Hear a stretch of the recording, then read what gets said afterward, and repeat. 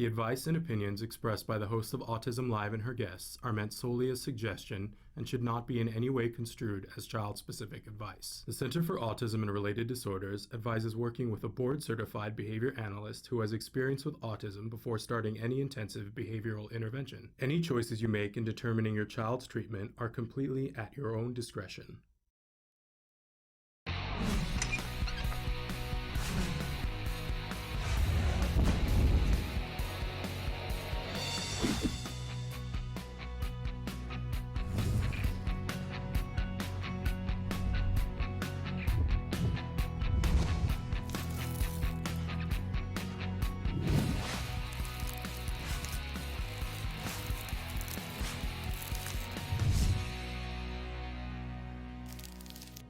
Good morning and welcome to Autism Live. I'm Shannon Penrod, and yes, the rumors of my early demise were greatly exaggerated. I'm back and I'm thrilled to be here, and thank you all for all of your well wishes, and really want to thank Nancy Alspaugh-Jackson for just doing an amazing job and teaching me about how it gets done.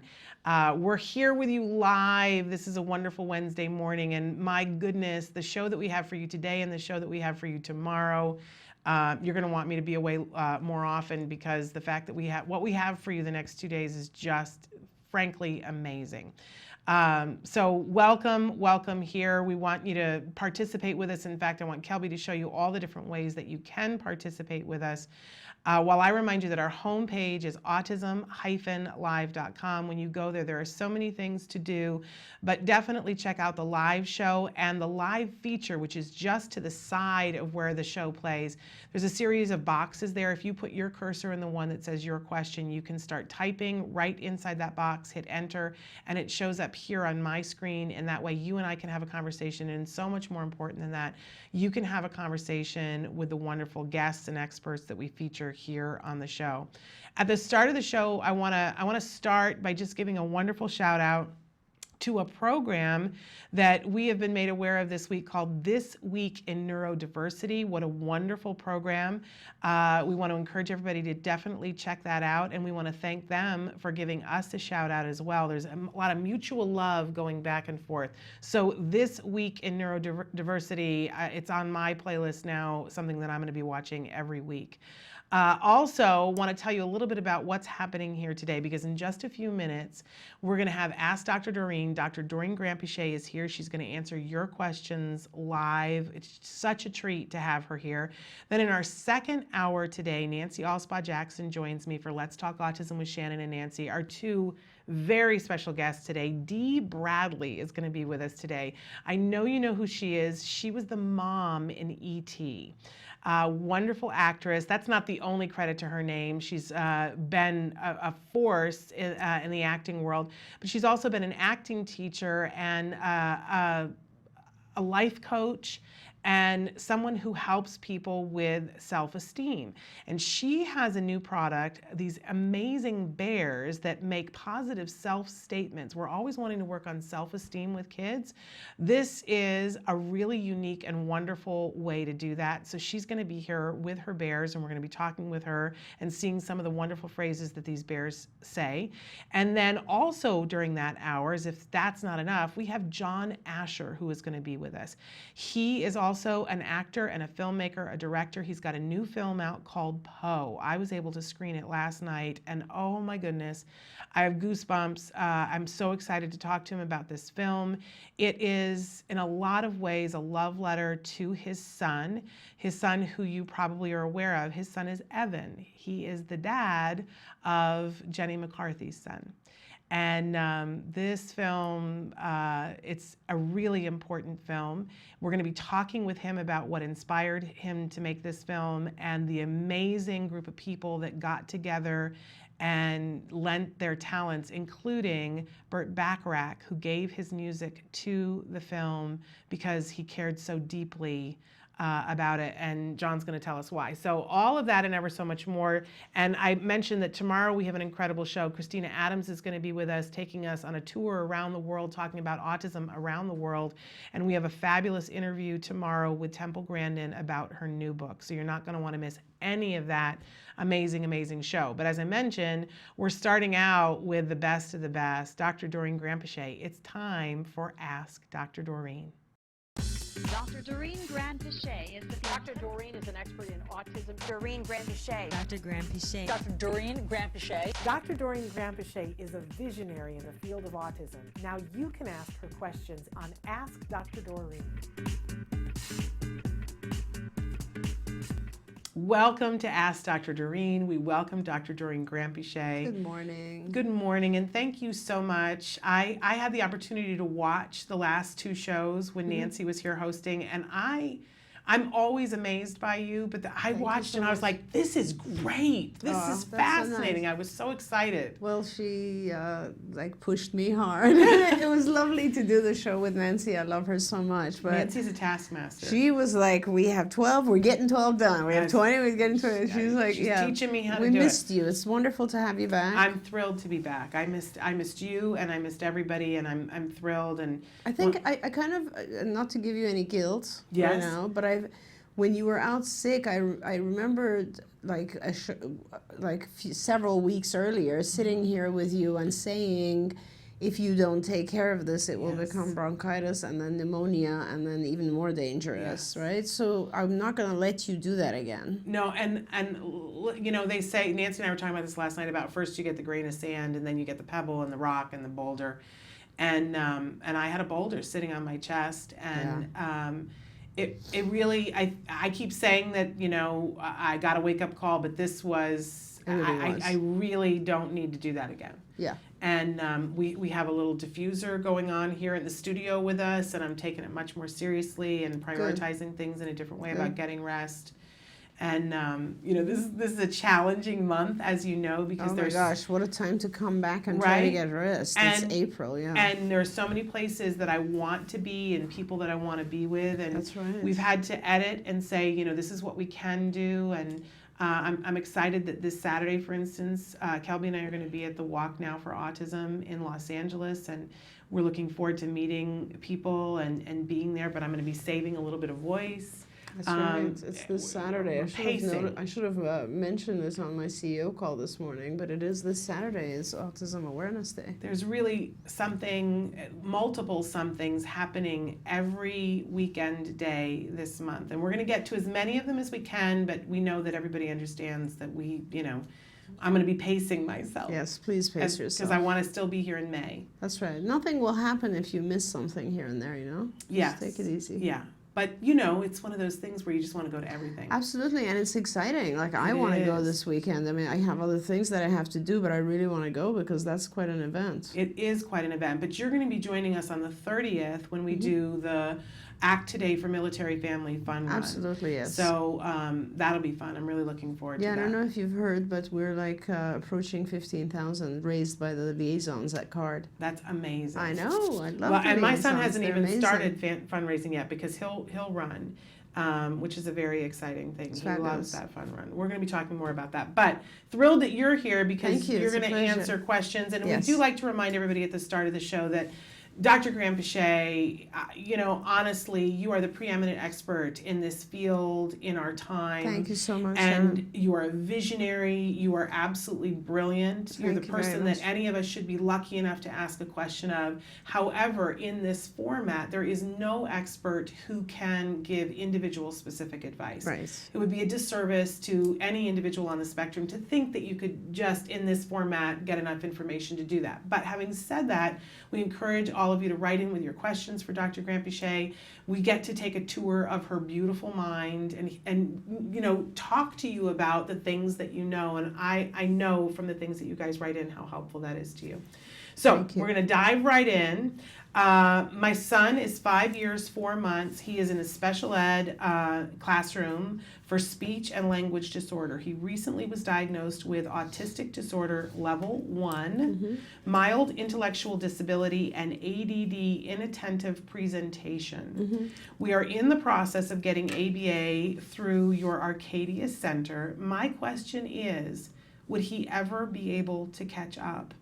Also, I want him to attend mainstream classroom. I spoke with the director of the public charter school, but she said that he won't be able to succeed due to his profound delay in speech. Please help with 3 exclamation points. Right, so there's some very good things going on here. One is that he's level 1. Level 1 means, of course, people always diagnose incorrectly these days. There should actually be level 1. There's 2 different segments that have to have a level associated with them. So it's not enough to say level 1. We're supposed to say level 1 in social and level whatever, and the second area, which is repetitive behaviors. Okay. But regardless, level 1 means he's very mild. That's the one that requires the least support. Now, I don't know who diagnosed him, but sometimes when the person diagnosing is also part of the funding agency, they tend to diagnose mild support or minimal support because they don't want to fund it. There's definitely that conflict arises there. But let's assume he really is level 1. That's very good. That means he's very mild. Mild intellectual disability, again, is another sign that's good. It indicates that he's doesn't have severe or profound mental retardation, which makes things much easier, and therefore he can learn. And thirdly, ADD inattentive type is basically very common with our kids, so they have difficulties with inattention. So all of this is great news. It's not bad news, it's great news. He's 5.5. I would have liked him to be a couple of years younger, but 5.5 is good. I have had children start at 5.5 and be actually recovered, completely recovered. So there's no question in my mind that the possibility exists for some children. The other really good thing is that you're approaching our Arcadia Center, and our Arcadia clinic is one of those clinics that has their act together. They're a fabulous group of people. I absolutely love them to death. I highly recommend that center. I'm very happy that you're there, and I really want to urge you, if there's one thing you want to do right now, is finish your paperwork, do your skills intake, do everything to get in as fast as possible. We are on a big push at all of our offices not to make anyone wait. In fact, we've done 80 intakes per month the last 2 months, which is pretty crazy. And we're hiring rapidly, training rapidly. So this is a fabulous thing, and I really recommend that you push forward to get in. And the only thing that I ask you to do to ensure the highest possible positive outcome is to have a lot of hours. So what I mean by that is that whoever the supervisor is, they make a recommendation based on seeing your child, and they'll recommend, 25, 35 hours a week, and hopefully your insurance will fund that. Make sure to make yourself extremely available, make your child extremely available so that we can fulfill those hours. If a child is to receive 40 hours, like, it would help us if you make yourself available more like 50, 60 hours, because it's hard for us to fit into your child's schedule. And keep in mind, your child's probably in school, so we're limited to just afternoons, which makes it very hard. Now, one way that it'll make things easier is if you do all center-based. That means you'll take your child in right after school every day, and that way your child will not miss any sessions. There will never be cancellations, and you'll get therapy every minute of the time that he or she is there, he is there. Also on weekends, of course, we are open and we try to serve our kids. So your focus right now should be trying to get in and do center-based. Center-based is most effective. It's 80% more effective, or we teach our kids 80% faster when they're at the centers. So do that, and you will have a very good chance. Ignore the profound speech delay thing that the director of your public charter told you. It's way too early to tell where he or she will be. He's 5 years. He hasn't even started ABA. Once you start ABA, miracles happen. So let's keep going. Let's see his progress in the first 6 months to 1 year, and then we can have a better prognosis at that point. It's way too early to. I hate it when people just kind of put a damper on things and say, "Oh, your child has no future." That's just garbage.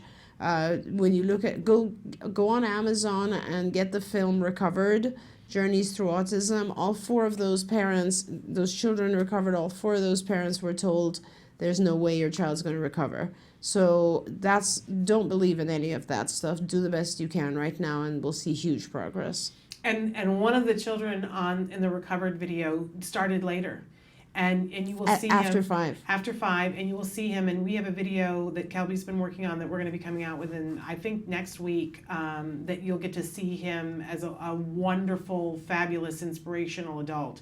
And that phrase that whoever that person was who said that your child can't succeed, that is going to be the rally cry. You're going to be saying that 10 years from now, and saying, and see, some yo-ho said this, but look at my child now. Absolutely. I mean, one of the things I love about Bryce, I remember going through this journey with her where she was shocked, when she said, because someone at UCLA at that time had told her that he would never speak. And when I told her, he's going to speak, like, don't you worry, he's going to speak, she said she just couldn't believe it. And then years later, she went back to that person and said, you told me he would never speak, and now he's testing normal. And that person said to her, I never said that. And of course, Bryce had recorded it, so I love her. Bryce. I just love her. And for those of you, we're talking about Bryce Myler. She's one of the moms in the Recovered, and Nancy and I had her as a guest on the show a couple of weeks ago. An amazing interview. If you didn't see it, definitely go back in our archives and take a look at it, because Bryce is amazing. Bryce is amazing. She really is amazing. And so, again, another one of the moms on Recovered. So wonderful. And then let us know how things are going. I'm thrilled for you that you're at the Arcadia office too. I've gotten to meet several of the people at Arcadia, and they're rock stars. So thrilled for you. Okay, last week when you were talking with Nancy, you had a question from a viewer from New Jersey, and they wrote back in and said, hey guys, the nearest location for us in New Jersey is an hour away from us. I don't know if I should just do the hour drive or have them come to our house, and what do you recommend? Right. I'm not even sure if the New Jersey office travels to homes. They might be all center-based. We're really moving towards the 100% center-based model now, because, the effectiveness is so big, like the difference between teaching in home and teaching at a center. It would have never even occurred to me to do that research. I'm very glad that we had the opportunity to look at it because of skills, because we always traditionally thought, okay, in-home is better. And to look at it, and it's not like it's 20% better, it's 80% better, it's so much better. That's a huge difference. And there's a lot of variables that lead to this, obviously. There's variables we can't necessarily replicate at home. For instance, there's always a supervisor on site. There's never a cancellation, because if you take your child in, there's another therapist who's going to take over even if one therapist is sick. In fact, therapists don't cancel when they go to the center, when they work at the centers. It's much more intensive. There's no break. It's just a much more good learning opportunity. So I know it's an hour away, but I really recommend that you try to make it happen. The difference is that when you have home therapy, first of all, the acquisition rates are much lower for our kids because there's just a lot of distractions around. And also the therapists cancel a lot, quite honestly, because if you're not driving an hour, they're driving an hour. And so they will cancel. You'll have days where you have prepared yourself for therapy and nobody comes. I mean, it's just not a good scenario. Obviously, we try to back up our therapists as much as possible, but it's a new location. It's a new area. We're very limited on the number of therapists we have. So if you can make it in, I would make it in. Your supervisor will probably recommend a little bit of home sessions just because they want to see how the child's doing in home. And they want to make sure the child generalizes to the home, and we teach skills that are appropriate for the home as well. But right now, when you first start, our focus is just content skills. So it's a lot of things like language and communication and socialization and appropriate eye contact, and all the basic stuff, and that stuff should be occurring at the centers. So if you can, please, I urge you to make it in. And I just want to say, I was in a conversation with a parent a couple of weeks ago about this very thing, and I was very honest with the parent, and I said, you know, we live an hour away from the center where my son went, and we drove in once every 2 weeks for a clinic, and we didn't have the option to bring him in for a center-based, and I said, so I can't imagine what you're going through, but I keep trying to put myself in your shoes. And I said, I can't imagine what a hardship that would be to go an hour. But if that had been offered to me, I wish somebody had said this to me: do it. It's worth it. It's a short period of time. And what I said to that person was, my son did therapy for 5 years, and it saved our lives. It saved his life, and he is able to do the rest of his life whatever he sets his mind to. There is nothing you could say to me that would convince me that that wasn't valuable time. But the reality of what the study that they have done shows is that if we had had the opportunity to do it in center-based, it was done so much faster. We would have done it in 3 years. Right. That's the importance. And also, parents don't realize that we still engage the parents in fact, along with this push, we've instigated a very intensive parent training model. So we have a very, very intensive parent training model going on as well, where you will be trained, you will be involved. We're doing also, like, that's you. My phone. It sounds the same as mine, so I was like, oops. I apologize. Not at all. So, you know, we're going to involve parents. We're going to keep parents very involved. But there's so many opportunities that come up at the centers. Like, there are other children with whom your child can interact and socialize. There are a multitude of people present. It's not always just one therapist. We rotate therapists. There's people who are experts in different areas available, you know. So there's a lot of good stuff that goes on. The centers are very active and engaging, and the kids learn very well. And honestly, Shannon, you know, like, you look at some people, I know people, my friends, and they have kids, let's say, who are athletes, right? And they'll drive an hour every day for soccer practice. Absolutely. They'll drive an hour every day for drama. They'll, you know, so this is your child's life. Yeah. There was an insurance company recently who was criticizing us and saying, wait, why are you telling parents to pull their kids out of school to come to clinic? And I was like, because this stuff saves your child's life. You know, there's nothing that is as important as ABA. If there was, ABA wouldn't be medically necessary. This is medical necessity. We're not talking about your child learning geography. We're talking about your child learning to communicate for the rest of his life. So there's nothing as important as this. Do it. Absolutely. And the last thing that I want to add to that is that I know some of you are concerned about, well, what is that hour each way in the car for your child? Right. I hope that you get yourself a tablet and get Camp Discovery. And that's it. And use that time. That will supercharge. That's you will right. get more done. The studies are showing that conclusively that is the best use of your child's time. So these are ways for you to speed things up, and I think I can't express to you how important this is, because, you know, we all talk about insurance coverage existing, and the truth is, yeah, it exists, but insurance cuts people off. Like, do you know, like, I won't name the company right now, but there's a managed healthcare company that is sending us data of our own data and saying, we're upset with CARD because CARD provides in overall more hours of therapy to children than any other provider. You guys recommend more hours of therapy to children than any other provider. And then you look at the hours of therapy that we're providing for their children, and guess what the average is? 15 hours a week.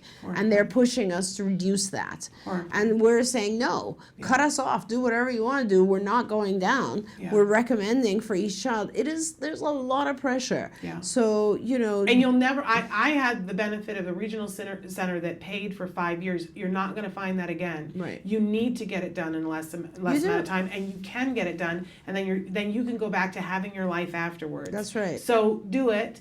Let us know if you need. I'll be happy to give you a weekly pep talk. And if there's something that you need to make it work, let's definitely talk about it. Okay, we're gonna take a break, and I'm gonna take care of my phone, and then we're gonna come back with more Ask Dr. Doreen. Stick with us.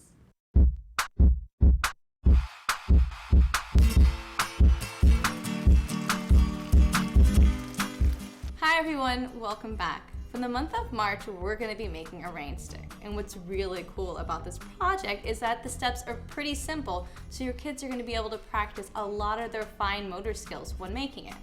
Another bonus is that once the rain stick is completed, you guys can use it for a bunch of different programs under cognition and executive functions, things that deals with, seeing versus hearing, or using it also for auditory memory. But we'll get to that later. First, we gotta make the rain stick. So the materials you'll be needing are a paper towel roll, tape, paper, aluminum foil, rice, and any kind of materials you want to use to decorate your rain stick with. All right, let's get to it. So the first thing you wanna do is get a piece of tin foil that's about double the length as your paper towel roll. I got this, and now what I'm gonna do is I'm gonna roll it up, like so, and I'm gonna wrap my paper towel roll with it.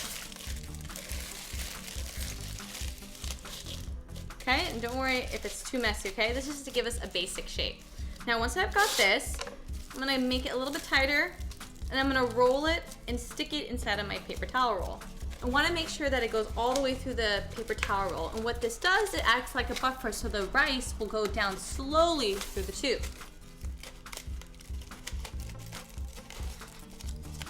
And see how that's in nice and in there? Okay, now that I have that, I'm going to take a piece of paper and cover one side. And I'm going to take a piece of tape and secure it over the bottom. All right, now that I've got this on, I'm gonna take my rice and pour it in. All right, now that I got the rice in there, I'm gonna seal the other side.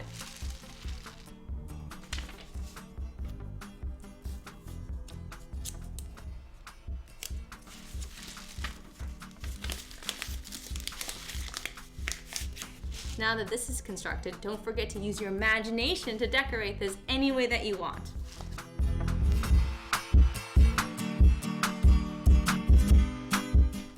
And here's my finished rain stick. Don't forget you can decorate yours however you see fit. I decided to use tape and pipe cleaners, but you could always paint it, add sparkles, just whatever you feel like doing.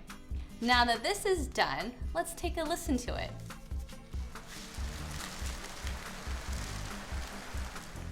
What does that sound like to you? I think it sounds like rain too. What does rain look like? Ah, that is what rain looks like. You can ask them a whole bunch of different questions using this after it's already been made. Well, until next time, craft on. Bye guys. Can you see me? Can you see me flying by your side?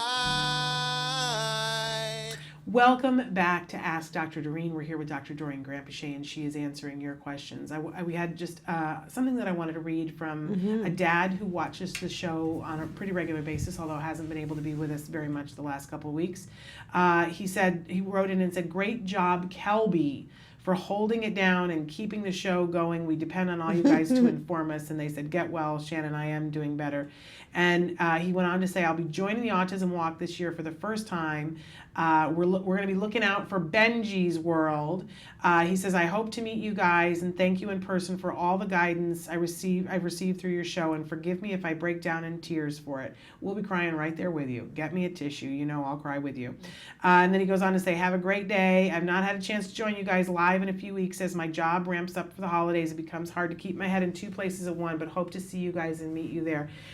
I will be stationed at the booth. Kelby's going to be roaming a bit with the camera, but I will be there. Come and make some bubbles with us. I heard Nick's helping too. Nick Yates, in fact, the gentleman that I was just talking about that is featured in Recovered, that we have a video that we're going to be putting out next week, I believe. He's going to be there volunteering as well. Bring your kids. We're going to be making bubbles, and we have some things to give away. I'm very excited that we have some giveaway stuff. So continuing on, but thrilled that I'm so excited that we're going to get to meet you. Always, always thrilled. And I also want to say, because we love all the moms, but it's so exciting when we get to meet the dads. Yes, absolutely. There's something special about the dads. And in our next hour, we have a dad who's going to be on the show with us, John Asher, and he's made a film that you're going to want to see as a dad, and that a bunch of dads got together and worked on. Yeah, Autism I really dads. want to see it. Oh, you got to see this movie. It's called Poe, and we're going to be talking about it with John Asher. P.O. Poe. There's a screening on Tuesday here in Los Angeles. If Oh, really? I know people. I can get you in, and I can get you in too if any of you want to go. Thrilled. But in any case, I got to screen it last night. It was amazing. Okay, moving on. How can I teach my daughter to comprehend what she's reading? Reading comprehension, a big issue for a lot of us. Yes. Yeah. There's a lot of people who talk about this issue, and it's a very, very important issue, and I really want to urge people to kind of take the time to work on this because it affects a lot of other things throughout life. So we have a big reading comprehension section in skills. It really is all about just breaking it down to small chunks and checking for understanding. So, first of all, make sure that your child understands the individual words that are involved in, let's say, a paragraph. And then break it into small sentences. We, as you know, Shannon, teach basically one sentence, then ask a question. Then we do 2 sentences, ask questions, 3 sentences, ask questions. I mean, this started so many years ago. It's like, Elmo went to the store. He bought some candy, and he went home and ate it, and then who went to the store? Where did Elmo go? What did he buy? Who ate it? All kinds of WH questions. And so that is kind of the beginning of listening and reading comprehension. Now, reading comprehension is usually easier than listening comprehension because reading comprehension, you have the ability to underline. I always do this. Shannon knows. I'm like always, when I read things, underline, circle.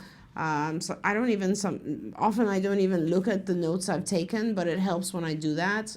Maybe it's just practice. And with reading comprehension, we also have this section in our academic program and on skills where we teach the child how to take notes on the side, on the margins. And I think that's very, very helpful. But really, it's a matter of just breaking down the context, the content into small chunks, asking questions to make sure the child.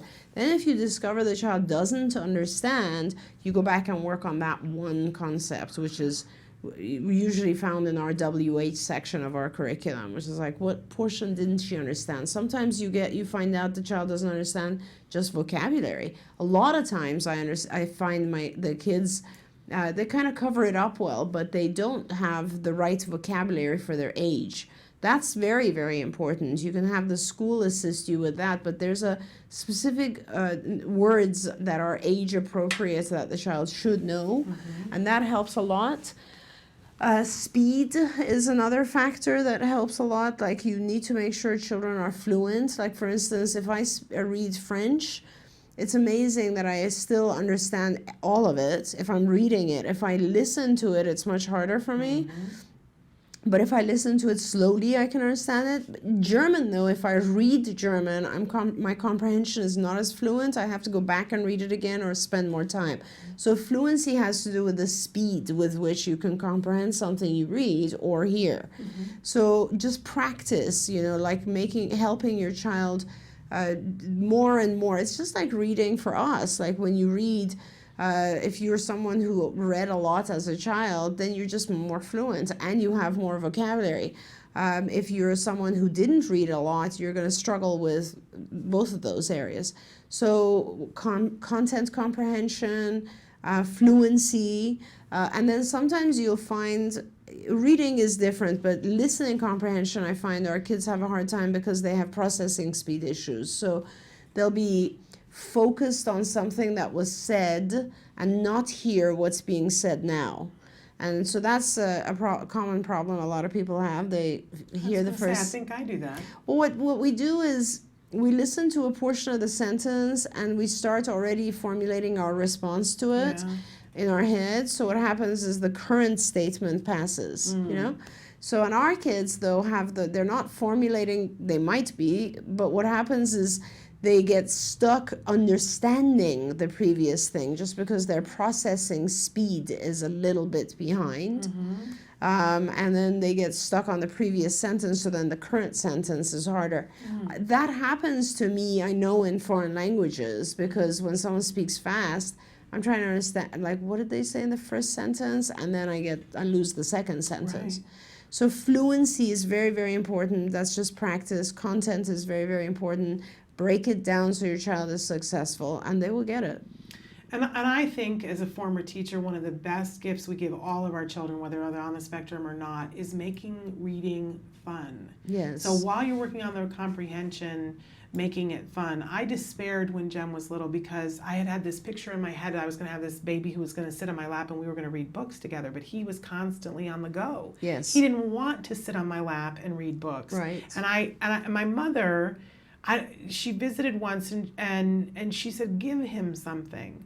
Like, and what she went and got him was an apple, and it was a cold apple, and he sat with that apple. He didn't really eat it. He kind of mouthed it, but something about holding that apple, and every night we would do that. He would get his apple, he would hold the cold apple, and he would kind of lick at it and maybe take one little bite out of it. It was a waste of an apple, but it wasn't, because he would sit and read. And then from there, we did the Usborne books that have the duck hidden somewhere on each page. And so as soon as we could get him to sit still, then we would do, I know he didn't understand what I was saying in the book, but we would read a page and I would say, where's the duck? Right. And he would look for the duck and be thrilled to find the duck, but that eventually became that he listened. Yes. And then it grew from there, and he loves still to be read to. He will read on his own now, and if it's something that he's interested, he loves it.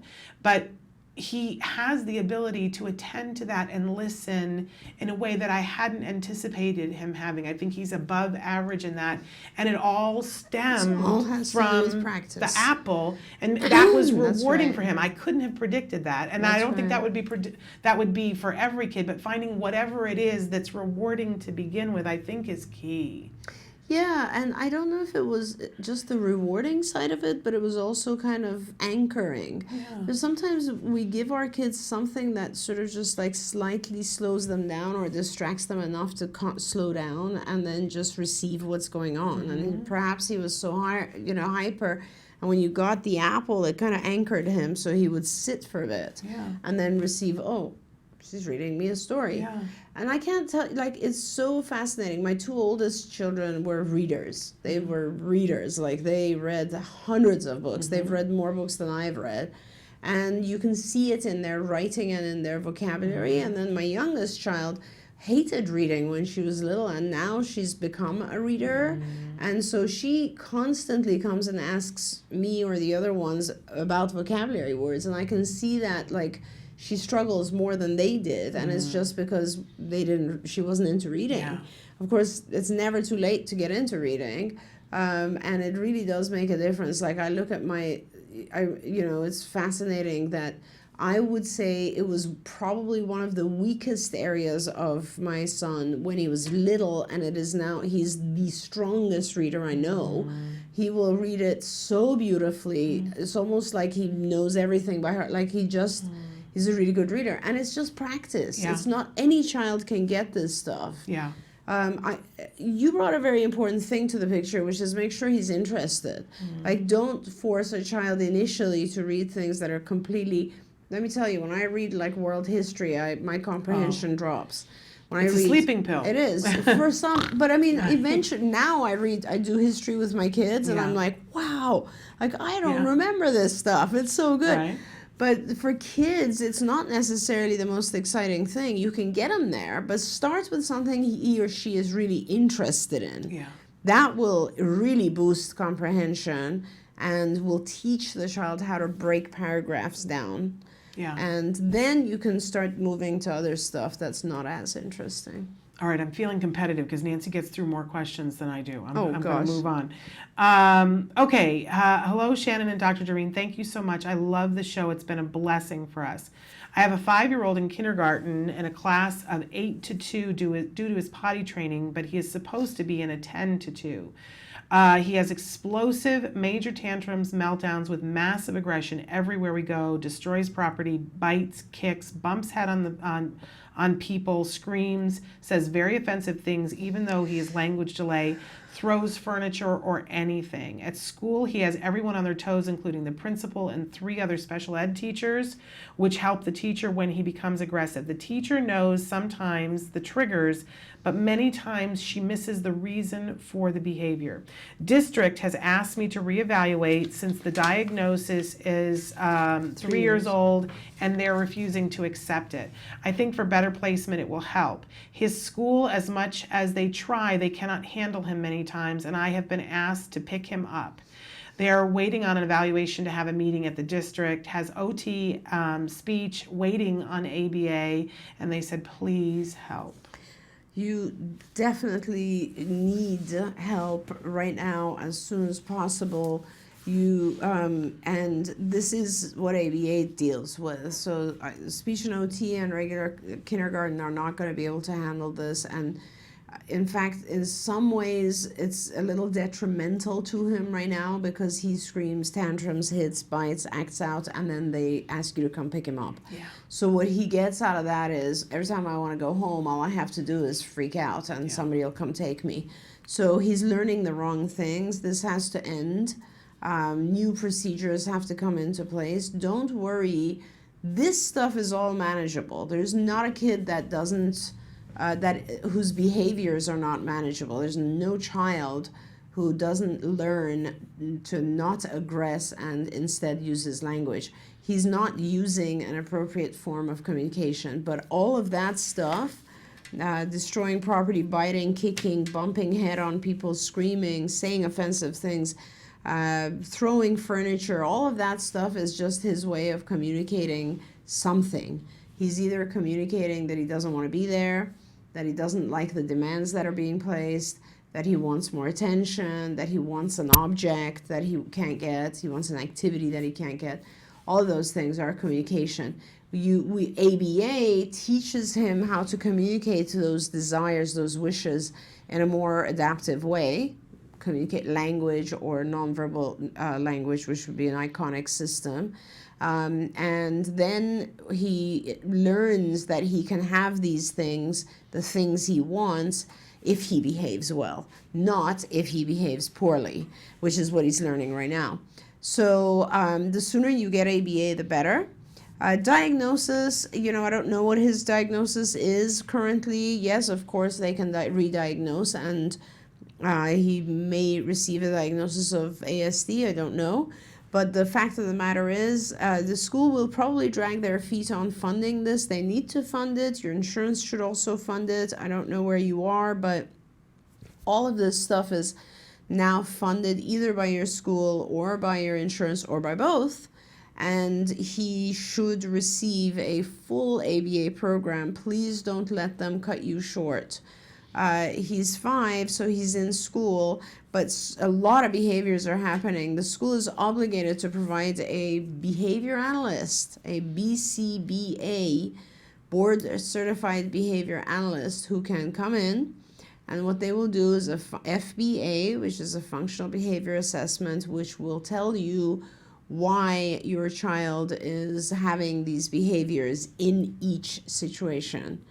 Is it because he needs something? Is it because he doesn't want to be there? Is it because whatever the reason is? And once we find out the reason for each situation, then we deal with it appropriately. The behavior analyst will put a program in place.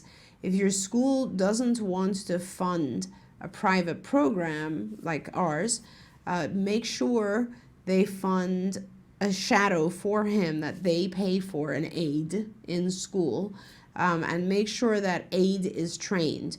In the old days, we would provide the aides. Nowadays, schools try to provide their own aides, and often the aides are not trained. So make sure you have a trained aide. You can make this happen. This is all your right. You just need to be pushy. Make sure you get a full-time trained aide with your child who knows exactly what to do. And then after school, every single day, you need a full ABA program. Don't waste a minute. Weekends, ABA. Evenings, ABA. Do as much ABA as you can right now. I promise you they can get these behaviors under control, but if you don't, things are just going to get worse. Yeah. So please get involved fast. And he'll just get bigger. Yeah. And it'll just get harder. So good luck. And again, if you need more help and support, just write in. Absolutely. As Dr. Grampiche said, you can do this. You wouldn't be the first person that has done this. And there are those of us who will circle our wagons around you to build you up to make sure that you can get through it. It's not easy, but you can do it. All right. We're going to take a very short break, and then we're going to come back and breeze through a couple of questions. Stick with us. It's every parent's desire for their child to have a great start in life. Yet there is a condition affecting more children's lives than pediatric cancer, diabetes, and AIDS combined. Autism strikes 1 in every 150 children. Today, 1 in 110 kids in the U.S. will be diagnosed with autism. That is a huge jump from 30 years ago when it was 1 in 30,000. Startling new report finds the number of children with autism is skyrocketing.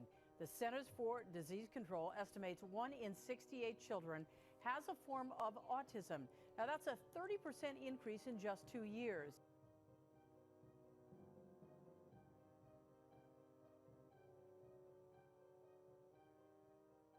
Well, a lot of this with all the accomplishments over the last 20 years, I'm thrilled.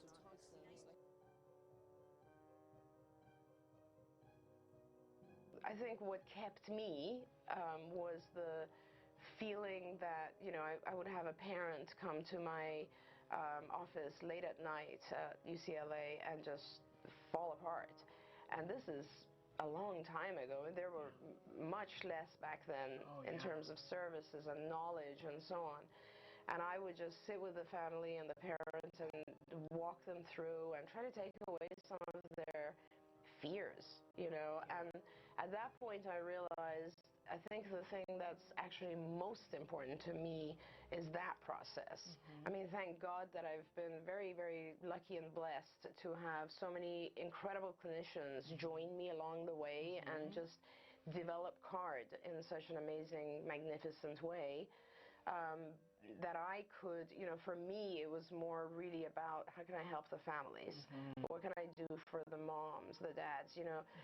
It is just, and I feel like, you know, there's no way I would ever really know because I haven't had my own child go through this, but I've experienced it with people a lot of times. Hi, this is Megan. I'm in first grade all by myself. My teachers are so fabulous. I like to read books. I like to go to my friends' birthday parties. I like to invite my friends to my birthday parties. I once had a sleepover with a friend. I like to have play dates with my friend. I'm the best reader in my class. I like to go to the library. I like to read different series of books. And here's how I learned to do all these things. By my card friends and Dr. Grampiche. Thank you, card friends and Dr. Grampiche.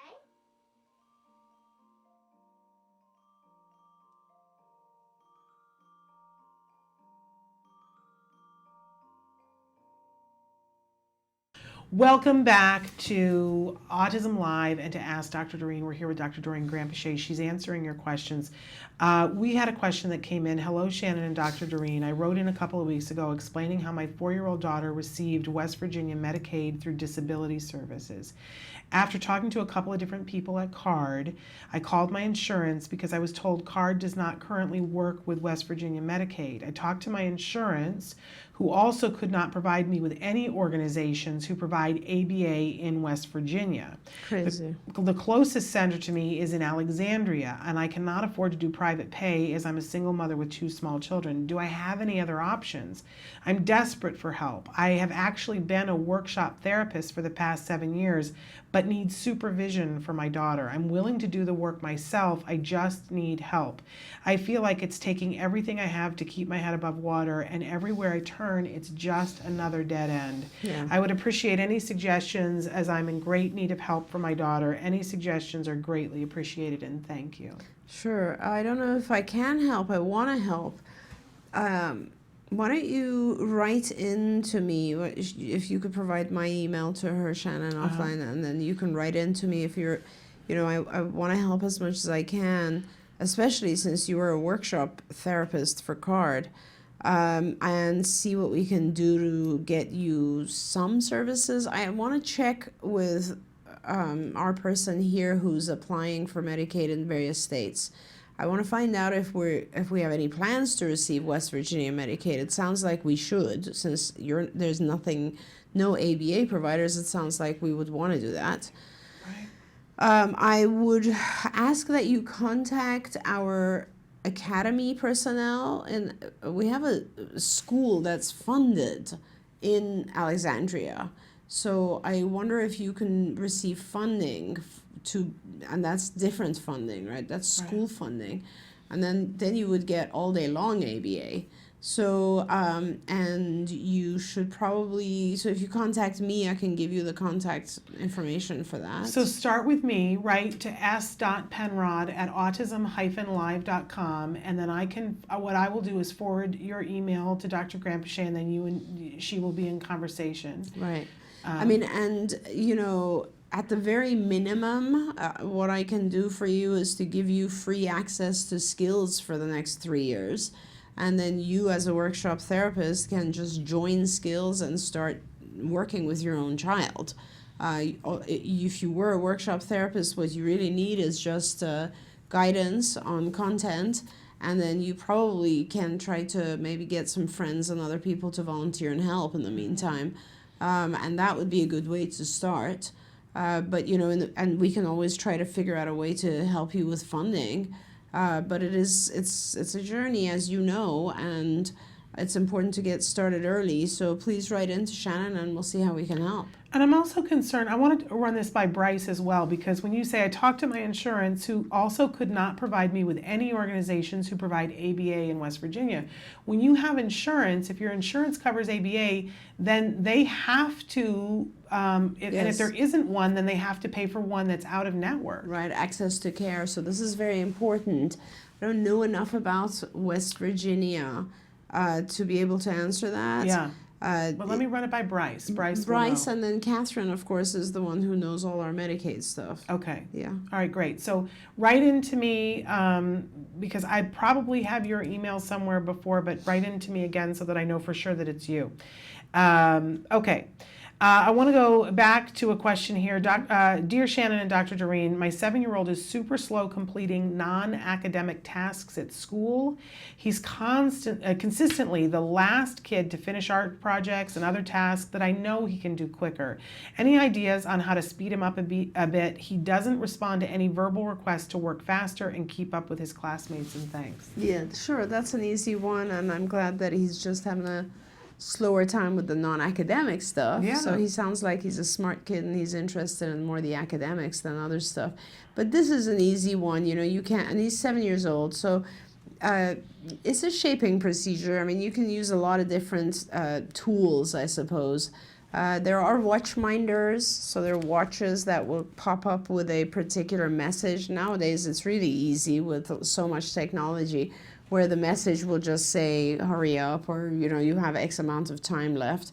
I would suggest that you just ask the teacher, if possible, to set timers for various activities, like the art project, like make sure that he has a timer, or even timers sometimes make our kids a little nervous. Egg timers are very cool because they can see it. Right, but it doesn't tick. It doesn't tick or make you nervous. If someone's phone can be accessible, there's a variety of bar timers that kind of show you how things are reducing so the child can see that they're running out of time. You can practice this at home, definitely, and set up the art project and make sure the child kind of speeds up a little bit. But make sure there's a reinforcer in it for him. Make sure that he knows that if I do these things within a certain time frame, I get a reinforcer. In fact, if you really want children to speed up, the way you do it is that you increase the reinforcer the faster they do something, as long as it's still quality. So in other words, let's say you have 5 minutes for an activity, if the child does the activity in 5 minutes, he'll get this reward. If he does it in 3, he'll get this bigger reward, and if he does it in 2, he'll get this biggest reward. And you can teach a child that, especially a child like this, because it sounds like you could write things out for him. Yeah. And you could say, okay, if you do it before this buzzer, you'll get this big thing. As long as the reward is meaningful, the child will definitely get it done. And it sounds like maybe he's just not, I don't know if he's not interested in the art project. Sometimes pay attention to the content so you can make it more interesting for him. Or if he's just a real academic type of a child, in which case maybe you can add some sort of academic content to the project, and that might excite him more. I have to say, this was one of my favorite things that CARD taught me, was about how to get Jem to speed up with things, because I despaired. He was in his own little world doing his own little thing. And what we do, Shannon, is we as parents, we always try to sit there and hurry up. And that is the worst thing, because our child completely reacts to that and they become defensive and they don't want to do it. And they have to process what you're saying, which takes them off the task. Right. It's horrible. But we haven't had to do anything in the longest time, but the other day I needed him to get ready, and I needed him to get ready in a hurry. And I remembered years ago, and I said, okay, let's do what we used to do. And the first person who's dressed and has their teeth brushed and their shoes on and is standing by the door gets. Yes. And what it was that he wanted the TV for an hour. Yeah. And I said, so the first person, you and I were racing, the first person who's there and has it done, because I just needed him to get on the ball. And he was ready in 27 seconds. It was something ridiculous. Yeah. But I remembered there were years when that's what we would do. It was, Absolutely. Okay, we're about to get out of the car, and we would have to walk this long way to get to our condo. And the first person who touches the door gets to do this, that, or whatever. He loved it. Yeah, absolutely. Loved it. You got to make it so much fun. Fun and giggles. Okay, so I think this is probably our last question. Good morning. This is a great question too. Any ideas on how we can work on advanced social skills this summer? My son is going into kindergarten and he has deficits in play and communication with peers. His academic skills are above grade level, and thanks for your suggestions. The summer is the time when we catch up. Totally. And I don't know where you are, but if you're going to be close to a CARD center, we do massive summer social skills programs at all of our centers. So we have all kinds of summer social skills groups. There are many different names. There's Camp Safari. There's a lot of stuff we do in our centers. So that would be my first recommendation. He's very, very young. I would definitely try to get him in, focus on the play and communication with peers. But I also want to caution you, because a lot of times we try to throw our kids into social environments and activities when they don't have the skills yet. And it's not just about putting your child amongst his peers. It's about making sure that he has adequate ability to communicate socially. He has the ability to pay attention to peers' body language and social cues, as well as environmental social cues. These are all really important kind of prerequisites. So again, the place to figure that out is skillsforautism.com. Please go on there, answer the questions for the assessment. It gives you an exact breakdown of all the prerequisites that your child needs in social skills. You could just do the social curriculum if you want. I recommend you do all the curriculum areas, because they kind of interact and lead to each other. Like language is a big precursor to social. And so they interact, and executive functioning skills are important when you talk about socialization. But it'll tell you all the specific things that you need to teach for the child to actively be able to interact and communicate socially. So that's very important. This is a kindergarten level child, so you still have time, and these are the things I would recommend you do. Is get on skills. You'll see a ton of activities you could do to help your child strengthen their social skills. For teenagers, I want to say if you're listening out there and you have a teen, we do the Peers program from UCLA, which is completely focused on social interaction for peers for adolescents and teenagers. But as a young child, you should be spending a lot of time just teaching your child the content area skills. Wonderful. And remember, it's skills for FOR, autism.com, or you can call 877-975-4559. And that is skills. All right, we're out of time. I wish we weren't, because this was so much fun. Thank you for being here. And there were only a couple questions we didn't get to, and more that came in, but we'll try to get to those next week. We're going to take a break now and go to the A word, and then we're going to be back with Let's Talk Autism with Shannon and Nancy. Very special guest today. Dee Bradley is going to be with us, and she's got some bears. I know somebody had written in about how do we teach self-esteem to our kids. These bears are designed exactly for that. And then later on in the hour, John Asher, the director of the new film Poe. I saw it last night. I can't wait to talk with him about this. A really amazing film that you've got to see. But first, here is the A word.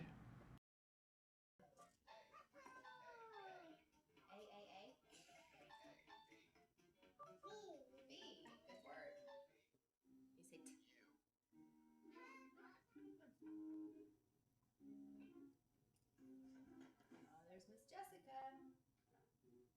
Hello. Say hi. What is it? What's that? Giraffe. He's getting really good at that. How about that guy? Who's this guy? We have this one program called NVI, which is non-vocal imitation. So he basically has to imitate whatever we do. So we were working on object manipulation, and then Tuesday I tried doing more gross motor things like clapping hands or standing or jumping, and he was able to imitate all of those. Ready? Do this! Yay! Very good! Okay, here you go. Who's hiding now? Me? Do this! Good job! Okay, here you go. Okay, let's do another one. Ready? Do this! Yay! All right! Here you go, Rockstar. Oh, that's so cool. All right, you ready? Do this. Good job. Very good. So that was actually a fine motor action with a touch nose. Oh, yeah. How did that happen? You want more? You want more of this? More? No. Okay. Good asking. We'll do a couple more actions, okay? Do this. Good job. Do this. Good job. Do this. Good try. See here.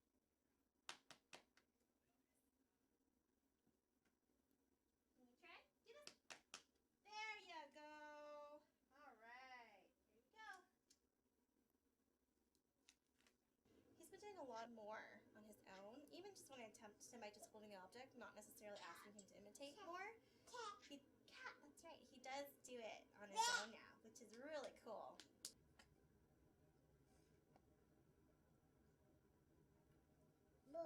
Good asking, buddy. Out. Line that up.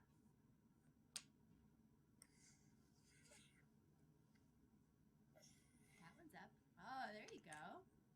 See? How many up do you want to go? You touch the block? God, what is it? What? Good job. Sorry, I'm just curious. This is cool. Okay. I'm interested too. Touch shoes. Where's the shoes? Let's go try. Okay. Let's see. You touch crab. Where's the crab? Thank you. Did you see that? What is it? Crab. See, crab. That was so funny. I didn't specify, huh? Touch block. Good job. What is it? What is this? Block. This is his receptive labels, so what I just did basically. And our supervisor had written down things that's in his environment that he might not know or that he might know the labels to, or if he's just seen it or heard the label for it, not necessarily know how to say it per se. And I just went through block, guitar, bear, plane, cat with him, and so he actually knows all of them. So I'm actually going to go through his environment just to see other things like shoes. He actually knew almost everything on here except fork, I think. Yeah. So that's actually really impressive. You amaze me every day, kiddo. We're taking a walk. We just finished dinner, getting ready to go to bed. But part of our after dinner tradition suddenly has been to take a walk. Make sure. Say, come on, Mama. Come on, Mama. Right, Jack? And then we say, stop. Go.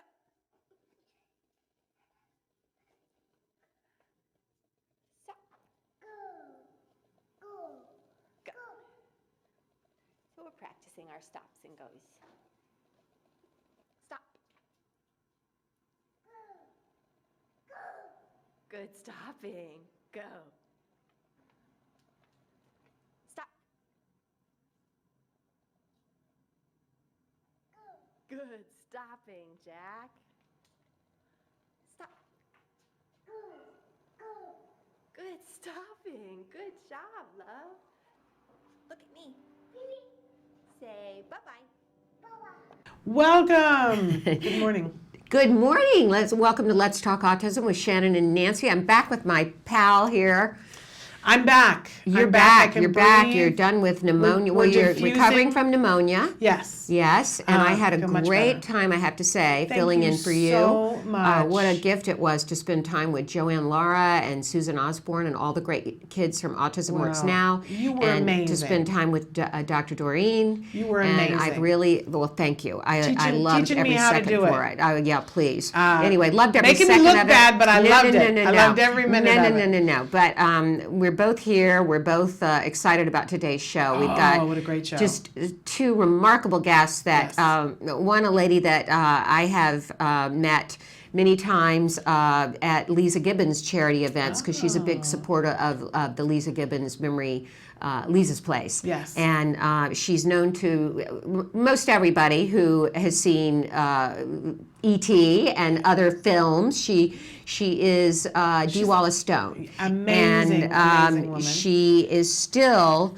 doing, she's still acting, and her passion and teaching, and her passion is as a healer and spiritual teacher. Yeah. And as part of that, she's come up with a great tool for helping our kids learn self-love. It's the coolest bear, and we had a question earlier in the first hour pronounce about his name? Bapalopaloo. Bapalopaloo. I think I got it right. That's it. You got it right. Bapalopaloo. She'll school me if I didn't. But we had somebody writing in the last hour about how do we teach self-esteem to a 5-year-old, and I thought, what a coincidence, because she's got the perfect answer for that. We've got it today. An amazing bear that gives self-esteem positive self-statements to our kids and to us, and I just don't think you can get enough of that. I agree. And after Dee, we have John Asher, director of a new movie called Poe, which I got an opportunity to see last night, and I'm all a Twitter about it. I can't wait to talk with him about it. This is an important film people need to see. He's the father of a son with autism. Yes. He is also, and very open about this, he was married to Jenny McCarthy. Yes. And so he is the father of Evan, who many people in the autism world know of. and he's going to talk about the film and his personal journey as the father Yes. of a son with We're autism. really excited to have him on the show. No in the news, although we did want to say, Shannon and I did want to say, there's so much controversy out there right now about Dr. Andrew Wakefield's film. And Robert De Niro and the Tribeca Film Festival, and what is the conversation we should be having? This is a phrase that's been all over the news. What's the conversation? What should we be saying about autism?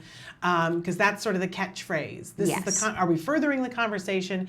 And you had something in particular that I thought was brilliant that you wanted to say about the conversation. Well, the conversation is going to continue on causation. There's a lot of controversy around that, as there should be. It's still not definitive, and there's still a lot of parents, and there are a lot of people that do believe that vaccines play a role. And that conversation needs to continue. But I think more importantly, we need to focus on what we can do to help the children, individuals, and adults with autism now. Yeah. And that is why ACT Today was formed, Autism Care and Treatment Today.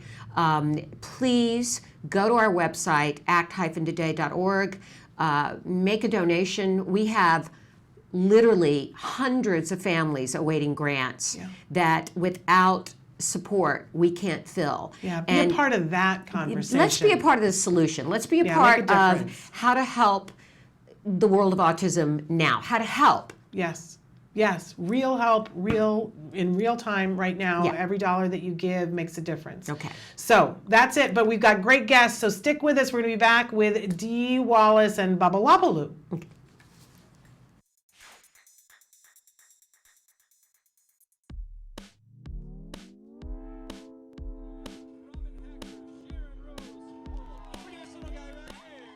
Well, today is the One Hope Act Today for Military Families 10K and 5K Run, Walk, and Family Fun Festival. Thanks for coming out to support this awesome cause. What I'm trying to accomplish here is to get more people involved, more people to be aware of autism as a disorder, so that they can be more involved in this effort to help people find resources.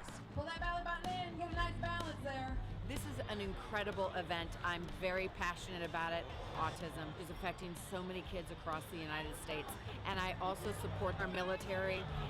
2, 3, 4. My name's Gunnery Sergeant Sean Tajma. Working with the School of Infantry West.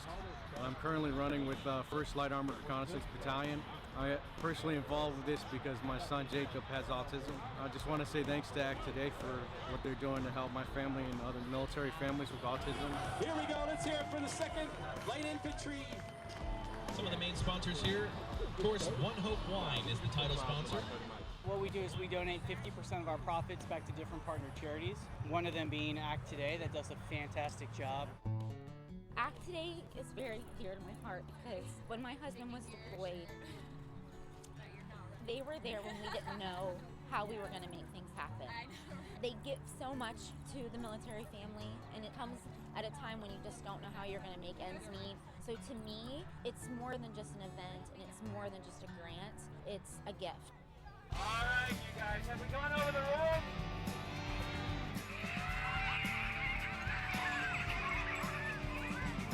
Thank you all to the teams, to the individuals that donated to this fantastic cause out here again this year. The event got larger. People ask me why military families with autism. Why does ACT Today have that as a special program? I'll tell you why.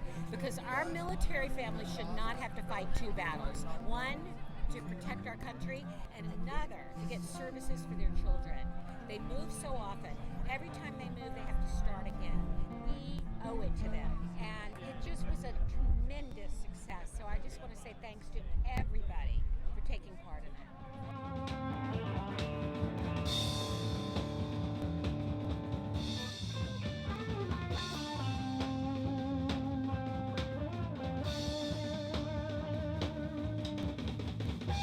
Check this out, Marine. See all these wonderful people? All you gotta do next year, Marine, Devil Dog, 200, sign up with me, staff or an email, and I'm gonna take you out here, do a little 5K, little PT early in the morning. After that, you can have the time of your life. After that, I might even be able to get you a letter of appreciation, maybe a little libo time. How's that sound? Sign up for next year because this is an event that comes on and on. It's a win-win situation here.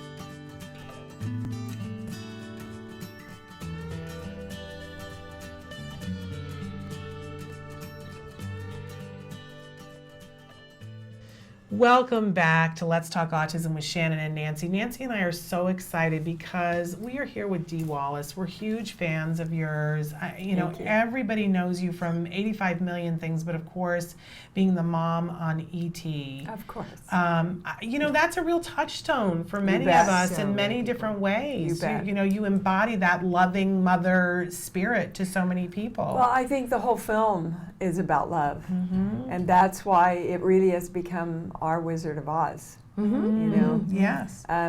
When something tells you the truth like that, it surpasses that barrier.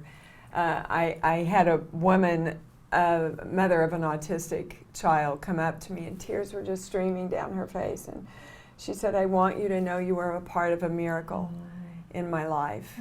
And she had not heard her son speak for 10 years, and she took him to see the re-release of E.T. And on the way home, he started saying every line E.T. said. Wow. So that's miraculous. Yeah. That's a living miracle right there. You can justify it with a lot of science, but there's something about love that surpasses everything. It heals everything. It creates everything. Love is the core to everything. Which just segues into what you're working on right now. Tell us about this beautiful bear. This is my little passion project. This is Bapalapaloo, and don't ask how the name came. But, I'm a clairaudient healer also. I channel. And I've been an intuitive life coach for over 20 years and have a teaching degree. And it became very apparent to me that the one core thread between everybody that I worked with, helping them in whatever aspect of teaching it was we just don't love and value who we are. And it also became very apparent that we're not taught to, ever. We're taught to give away our toys and get out of the sandbox and sit down. They want to talk. And be quiet. Yes. Don't talk too loud. Don't make a spectacle of yourself. Exactly. Yeah. Don't play with your food. Don't. A nice right? little girl or a nice little boy means the world will not accept you if you come forward in your own power and say, "I'm great and I'm powerful, and this means a lot to me, and I want to present myself this way in the world."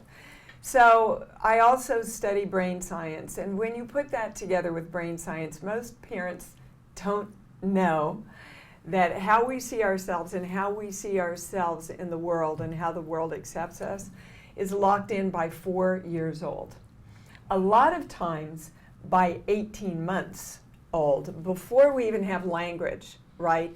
Which tells you that a lot of what we're dealing with right now as adults come from energetic responses and feelings that we got when we were very small. And so when you put all that together, teaching self-love at a very early age was a no-brainer to me. And what better way to do it than the iconic teddy bear that every child has at some point, right, in their lives. And what Bappa does is it has 14 empowering statements in the paw, like, "I love me," and "I love my body," right? And the child presses the paw, "I love you," and then the child says it back to the bear, "I love you." The bear says, "I love me," and the child says, "I love me. I'm gonna be great. I love my body," right? "I love to be happy." And that teaches your brain and your subconscious, that's my story, that's who I am. because there's repetition, which we all know from affirmations and all that stuff, in prayer work. Anything that really works has to be strong first-person statements with a strong emotional contact. So here you have love and a bonding object, which psychologists all will tell parents are very important for children, right? And strong first-person statements. It's one thing for your mother to go, "Oh, you're so cute." It's a whole other thing to go, "I know I'm cute. I know I'm special. I know," right? And can I share what the channel had about autism? Yes, please. That's what I was going to ask you next. How do you relate this to autism? Well, it was very interesting to me when I asked what the channel had to say about autism. It said, "You've got it all backwards. They are dealing on a much higher frequency than we are." Individuals with autism. Yes. And so we're trying to figure out how to bring that frequency into our frequencies and deal with it on this level. But that's not possible when there's so much fear. Now, the fear comes from, it's a parent's job and duty and glorious responsibility to teach our children how to be successful in this world, right? How do you do that when all the rules are taken away from you? All the rules are taken away with an autistic child. We understand this as moms of children with autism. And all the rules are thrown out the window and you're panicked, Dee. You absolutely are panicked. And what the channel wants to share with everyone is you have to, in however way you can do it, whether it's your spiritual beliefs or scientifically what they've proven how to shift that, you can't create love through fear and through panic. And so the more you can, it's really about judgment about ourselves, judgment about the child not being okay, not being the same, not being normal, right? Well, they're above normal. And so we have to school ourselves in leading ourselves out of this panic and judgment of ourselves around how am I going to handle this? What am I going to do? And the self-blame that we have as mothers when we have a child that's diagnosed. What did we do wrong? What did we do to cause this? Yeah, well, there's so much of that, Dee, in this world. And society puts it on us too. We get reminded every day. Well, you ate this, you lived near this. We're hypnotized, right, by society. We're hypnotized to be sick. We're hypnotized what normal is. We're hypnotized to have, and I want to make a really big point about this. We're hypnotized to have a war on everything. A war on drugs, a war on breast cancer. A war to heal, right, any disease and every disease, instead of focusing on what we want. So what would you think the main word, they keep giving me communication. What do you think the main word would be for children? I can't imagine a better word than communication, because I think that's the beginning and end of everything that goes on with a child with autism. We want to be able to communicate with our children in the deepest possible way. We want, parents say a lot of times we want to get inside their head and know what's going on because they can't tell us sometimes. But you see, they can't tell you, but you can. You can connect with that part. But we keep trying to go this and make it work that way. Yeah. And our purpose is to make it, where can we find that communication within ourselves? I think it's, and that's why this little guy helps create that communication for the child within the child's self. Yes. What comes up for me is the word exceptional rather than disabled. Absolutely. And well, sure. If you say, I am, a lot of my work is based on the I am principle. And anything we say after I am is a definition that we are literally directing our energy to create. So if they even hear or they pick up, like we've already established, many of us are running on the energetic frequencies that we picked up, not the verbal, right? And so they literally can pick up, whether you ever say the word disabled, the thought, oh, my child is different. Yeah. They're disabled, My child right? is deficient. My child is Right. different and never going to measure up and never going to be okay in the world, because that's the messages we're taught as mothers and fathers Right. of these children. Right. But you can teach yourself. And you I are. think You're- I think I want this bear. I have a lot of adults. I do. I do. I need it Absolutely. right now. I mean, we shared before the show about my husband passing away exactly 2 months ago, and I have been in a state of crisis, and it does seem like it's snowballed because so many other. I know you lost your husband quite young. Yes. Of a heart attack, and I think you probably remember that the responsibilities involved after a death, the amount of work you have to do. People say take time to grieve. Oh, I'd love to take time to grieve. I'd love that. When do I do that? When I'm cleaning up everything and parenting a child with autism. But what I said to you too was, because I heard you say many times, I'm in crisis. That's a definition. That's literally you saying to your energy, I have to be in crisis.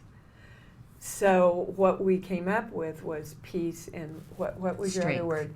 Courage. And Peace was and the main calm. one. Calm. Peace and calm. I am peace and I am calm.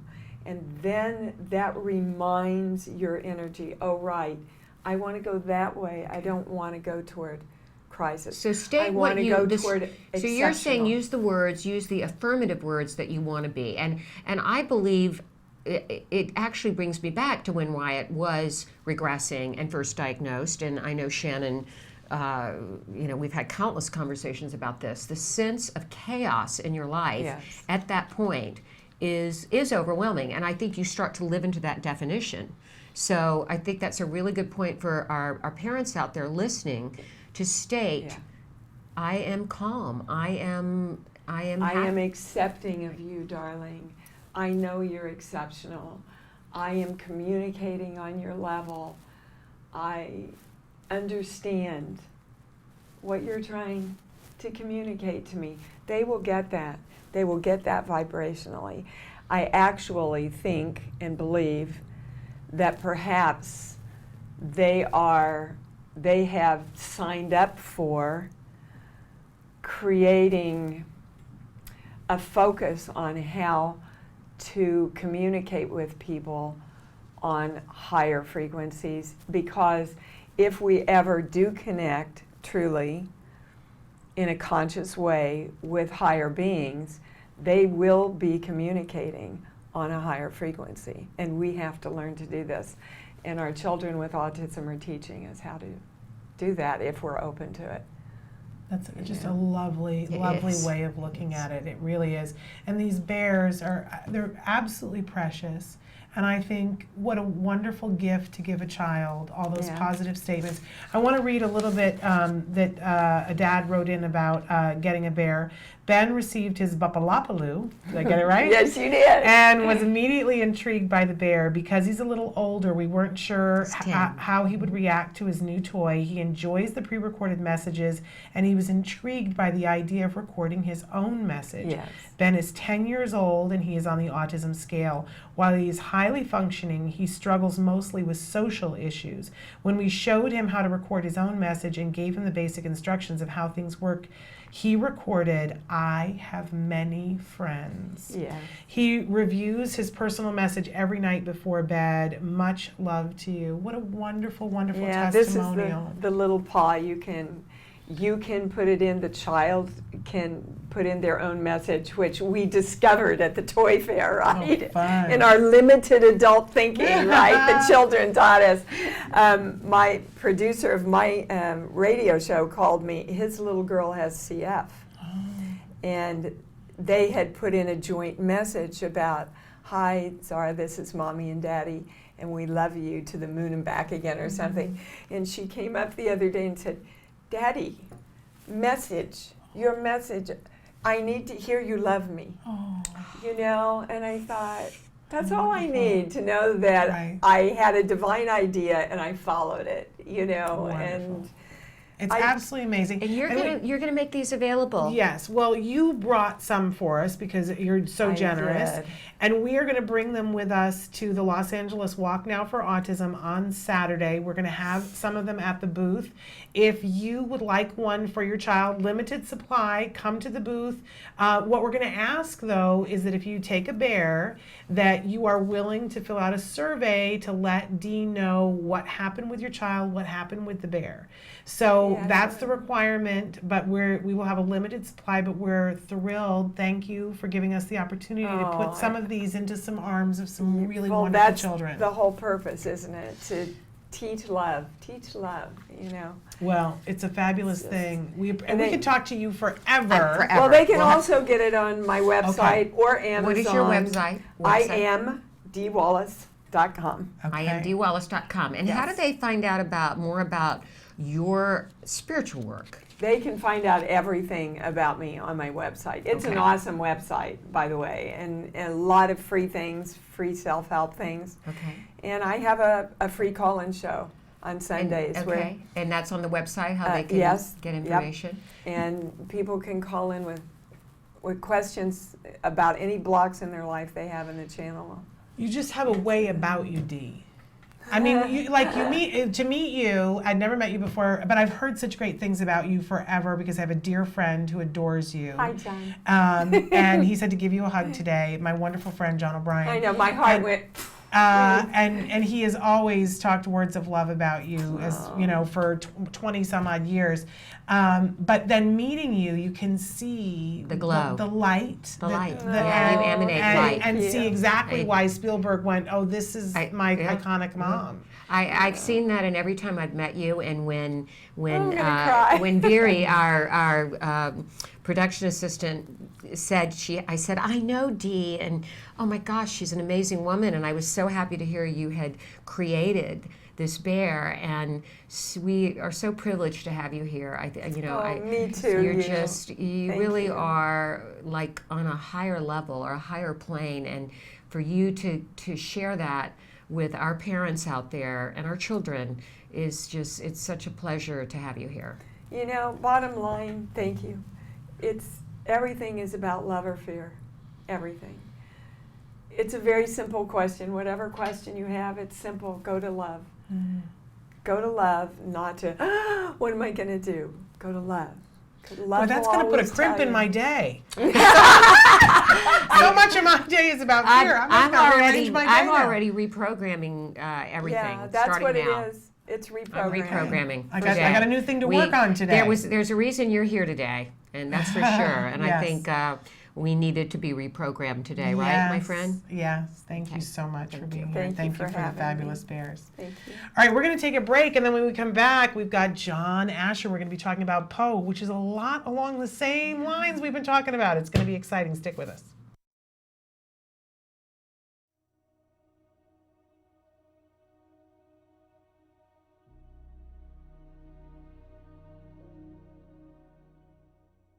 Hello, fellow activists. In our last segment, we talked about step number 2, educate yourself. Step number 3 is get support. Now, any journey can feel overwhelming if you feel like you're walking it alone. Well, you're far from alone, because with 1 in 50 kids diagnosed with autism today, there are a lot of us out there. Of course, there's always the issue of financial support. Now, there's a handful of organizations out there that offer financial support to families in need. ACT Today, or Autism Care and Treatment Today, is one of them. Visit our website at www.act-today.org to find out more about our grant process. I want to talk about a different kind of support today, emotional support. Now, you can get that from other travelers on this path. Some of the best advice I've ever received is from the moms of other kids with autism who went to school with Wyatt or were involved with programs with him. Then there are the pioneers. These are the families that have gone through this years ago, and there was very little information out there. All of these people seem to have the desire to pay it forward. Now, one of them, Lisa Ackerman, who is one of my mentors, started an organization called TACA, Talk About Curing Autism. She actually took the concept of mentors and support groups and made it available to everybody. You can go to their website, talkaboutcuringautism.org, to find out more. During the first and most difficult year after Wyatt's diagnosis, I wrote an email to close family and friends, letting them know what was going on and the challenges our family was facing and why we dropped out of sight. I was amazed at the outpouring of love and affection and all the help I received from that email. First, you have to be vulnerable. You can't be afraid to ask. Try this out. Could you cook me a meal? Are you going to the market? Can you pick me up a few things? Could your kids play with my kid and make them feel included? Or can you come over and clean my house? Well, maybe not that last one, except with your best friend. And maybe the best support of all is having someone that listens, and that doesn't cost a dime. So until next time, surround yourself with the loving kindness of others and keep the faith.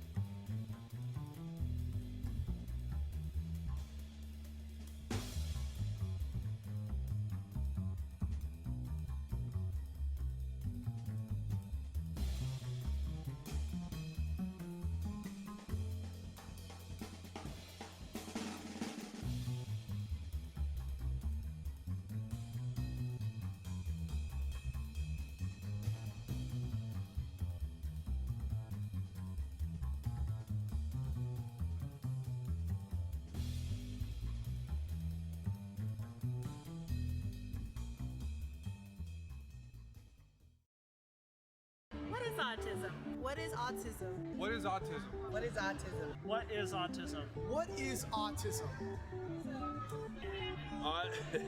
I've been asking myself that for a very, very long time.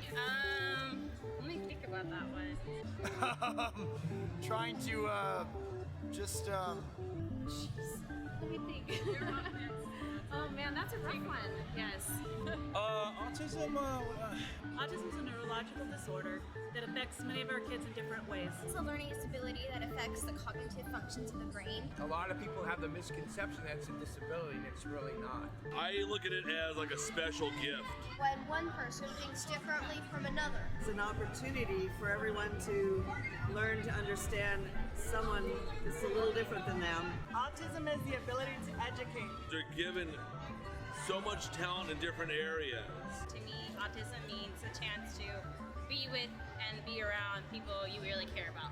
Autism is beautiful. It's a way of seeing the world differently. It's always unique, totally intelligent, and sometimes mysterious. Happiness that comes out of my son's hard work. It's a movement. Unpredictable. That's right. Awesome. Love. The field I want to work in. Laughter, fun, joy. Autism is beautiful to me. I want you to remember these 3 words. There is hope.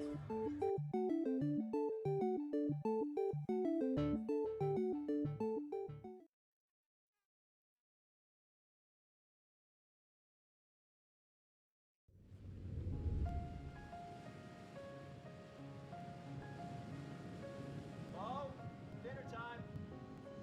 Oh, dinner time. There you go. Mac and cheese, please. Oh, we don't have mac and cheese today, buddy. This is peanut butter and jelly. Calcium's good for your bones. Patrick's a nice name for a boy, but I think I'll call you Poe. May I sit here? I'm Amelia, by the way.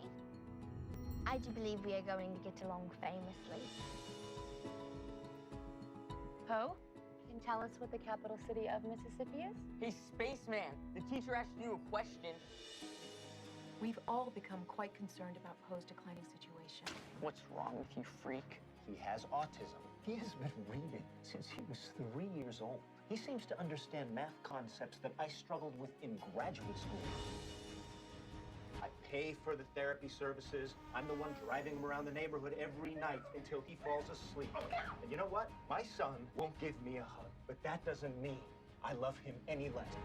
There's a residential treatment center. You want me to put Poe in a home? What do you intend to do if your son continues to drift? He's moving somewhere in his mind. Some children, like Poe, drift and don't come back. If you want to, Poe, you can live here forever. Daddy's been having a really hard time lately, and you deserve the best, because you're a very special boy.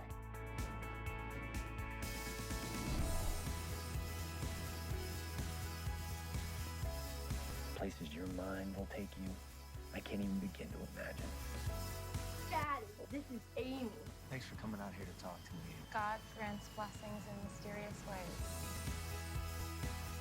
Do you ever wonder why Poe drifts? Yeah, I do. I wonder why he drifts. I wonder why he flaps his arms. I wonder if he'll ever get a girlfriend. I'm worried about my dad. He seems sad all the time. I just need you to tell me it's okay. Don't be afraid, Daddy. Don't be afraid of what now? Don't be afraid of me.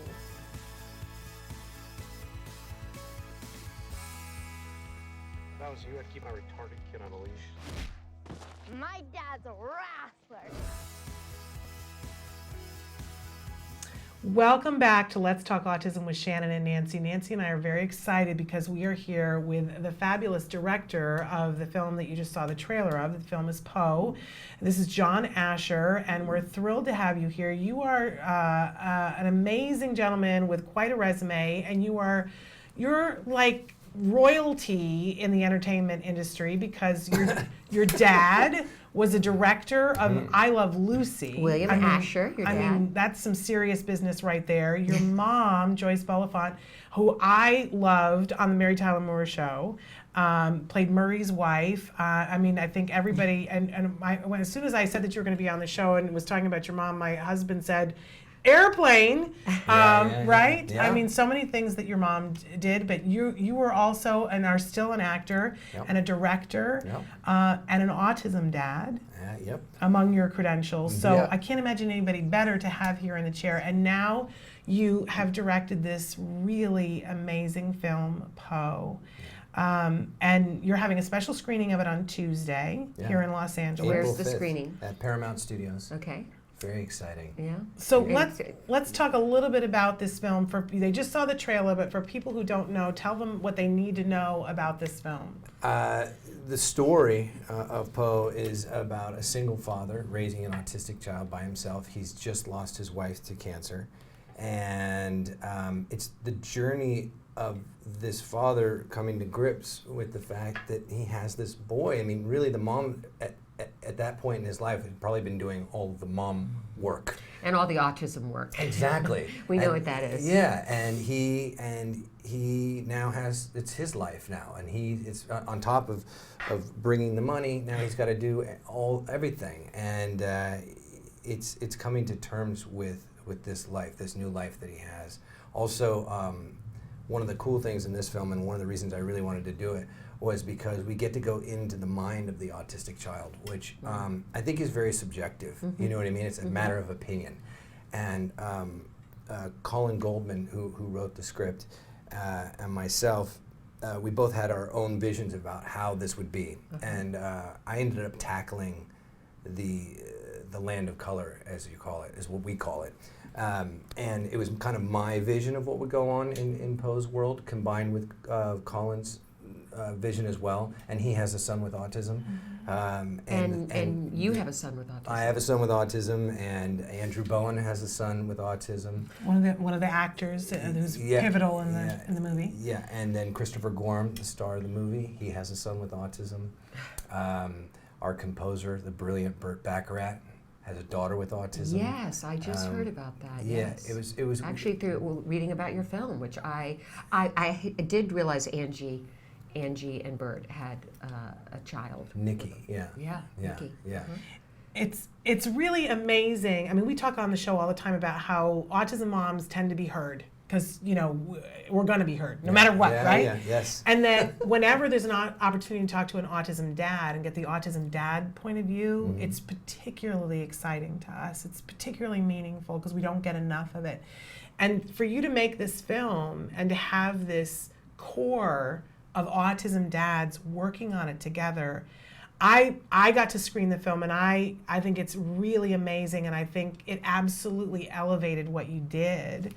But what was that like, having all those? Did you guys talk about autism? I think, of course, yeah, we talked about it, and you know, Evan, my son, would show up on set, and Chris's son would show up on set, and Andrew's son, Reese, would show up on set, and we had different days, and we would, you know, we would watch them, you know, just like typical dads would do at the pool. You know what I mean? Yeah.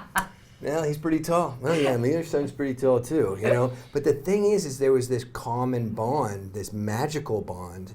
And I use the word magical a lot. I mean, I think this movie is magical. I think, you know, it's spiritual and magical, but I mean, there's some kind of element of magic to these children that take us to a better place in ourselves. And I think that all of us realize that as we're making the movie, that we want people to be aware, and I think the key word is awareness, you know, with National Autism Awareness Month, but just awareness in general, to not be afraid when you see a child with autism. Walk up and say hello. They want to be engaged, you know what I mean? I don't think there's a moment that goes by where Evan doesn't want to say hi to somebody. You're saying what Dee Wallace was just telling us, you know, when she was on in the prior segment about these children are on a higher plane, really, and that connecting with them is so important rather than trying to force them to be like us. And you're the dad of Evan. Now, Evan he's kind of well known as a child with autism. Yeah. And can you tell us a little bit about that? You were once married to Jenny McCarthy. Yeah. A fantastic woman, a mama warrior. Yeah. Has written several very successful books. And yeah, I was in the public eye for sure, which is with your battle with this life of autism, being a parent of an autistic child. What was that like for you to be sort of? I mean, there's a lot that goes through your mind. You know, learning the discovery of autism happens different for everybody. Right. Whether your child's not playing with his toys typically. For us, there were subtle signs. Evan was lining up all of his toys, right.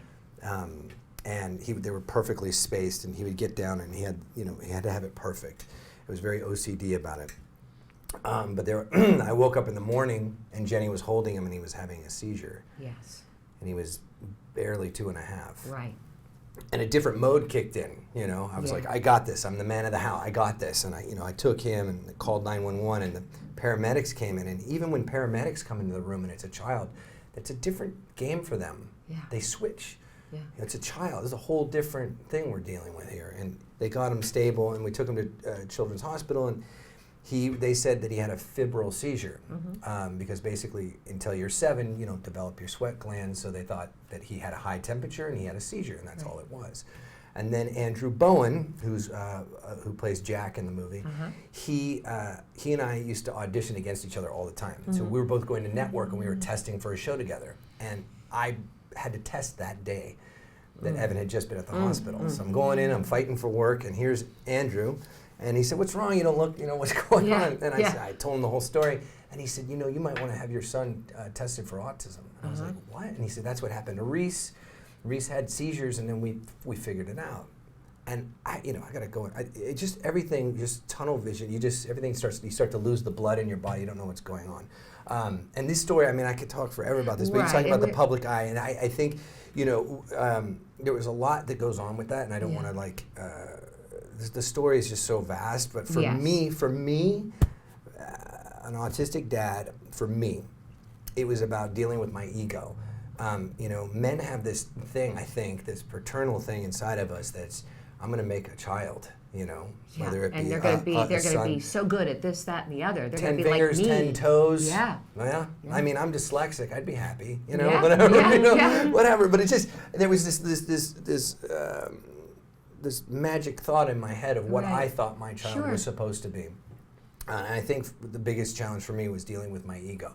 Once I got my ego out of the way and I made it all about Evan, then Right, I was right. okay. And we're going to get more into Yeah, yeah. Evan and But being the an public autism side of dad, it was but- intense. Yes, the public I can, side of I it, can I will imagine, tell you, because was intense. after Jenny did that Oprah appearance, let's face it, Yeah. the autism world was turned upside down.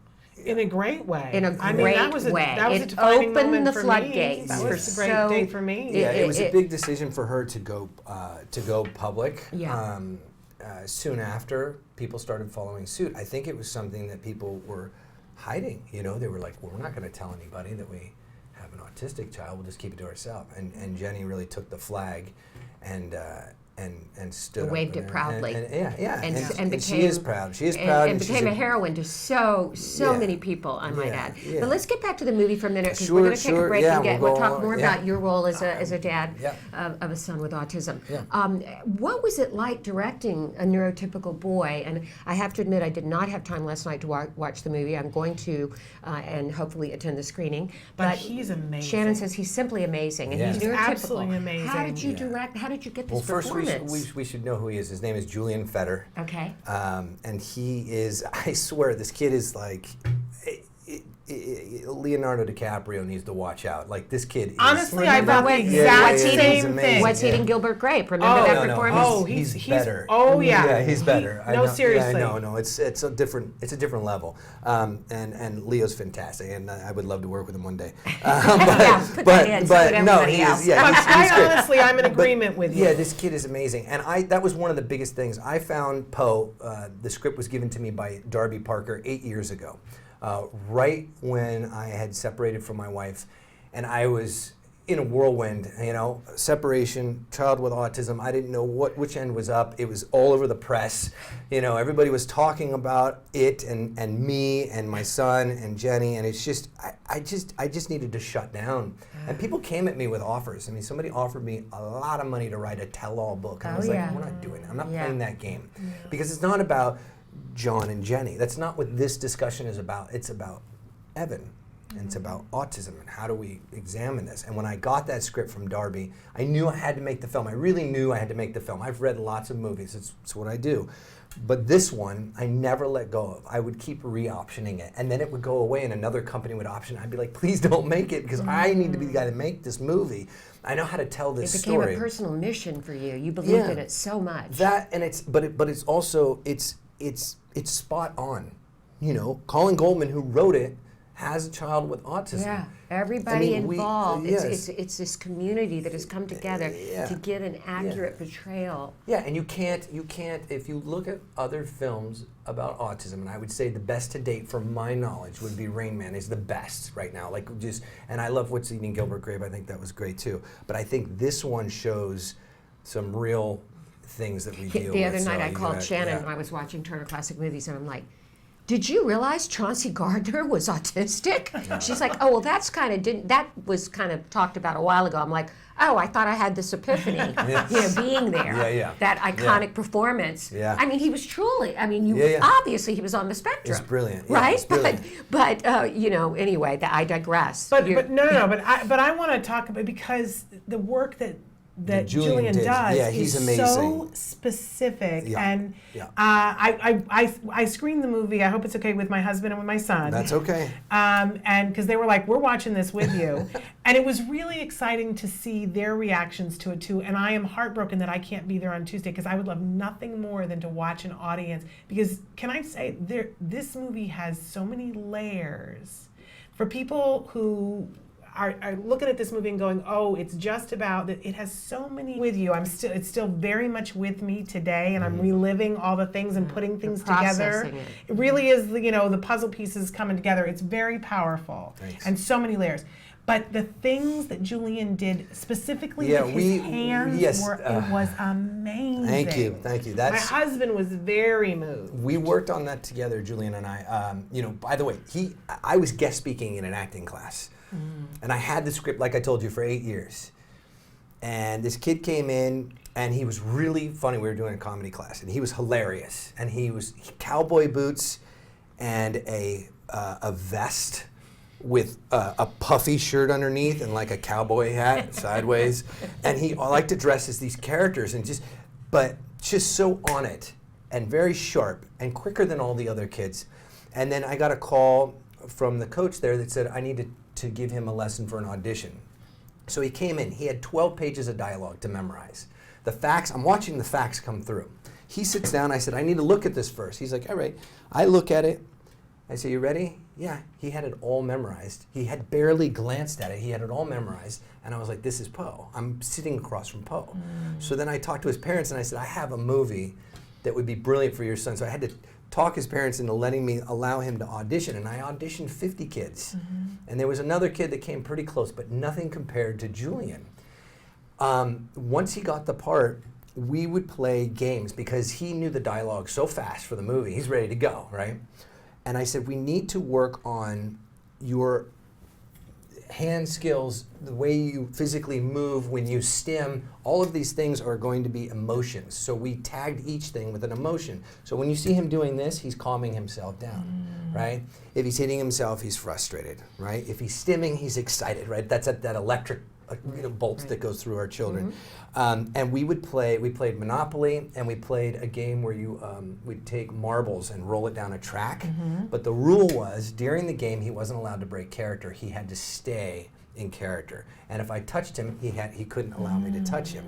So we constantly would work on this. And look, and eye contact too. If you notice in the film, he won't give you eye contact.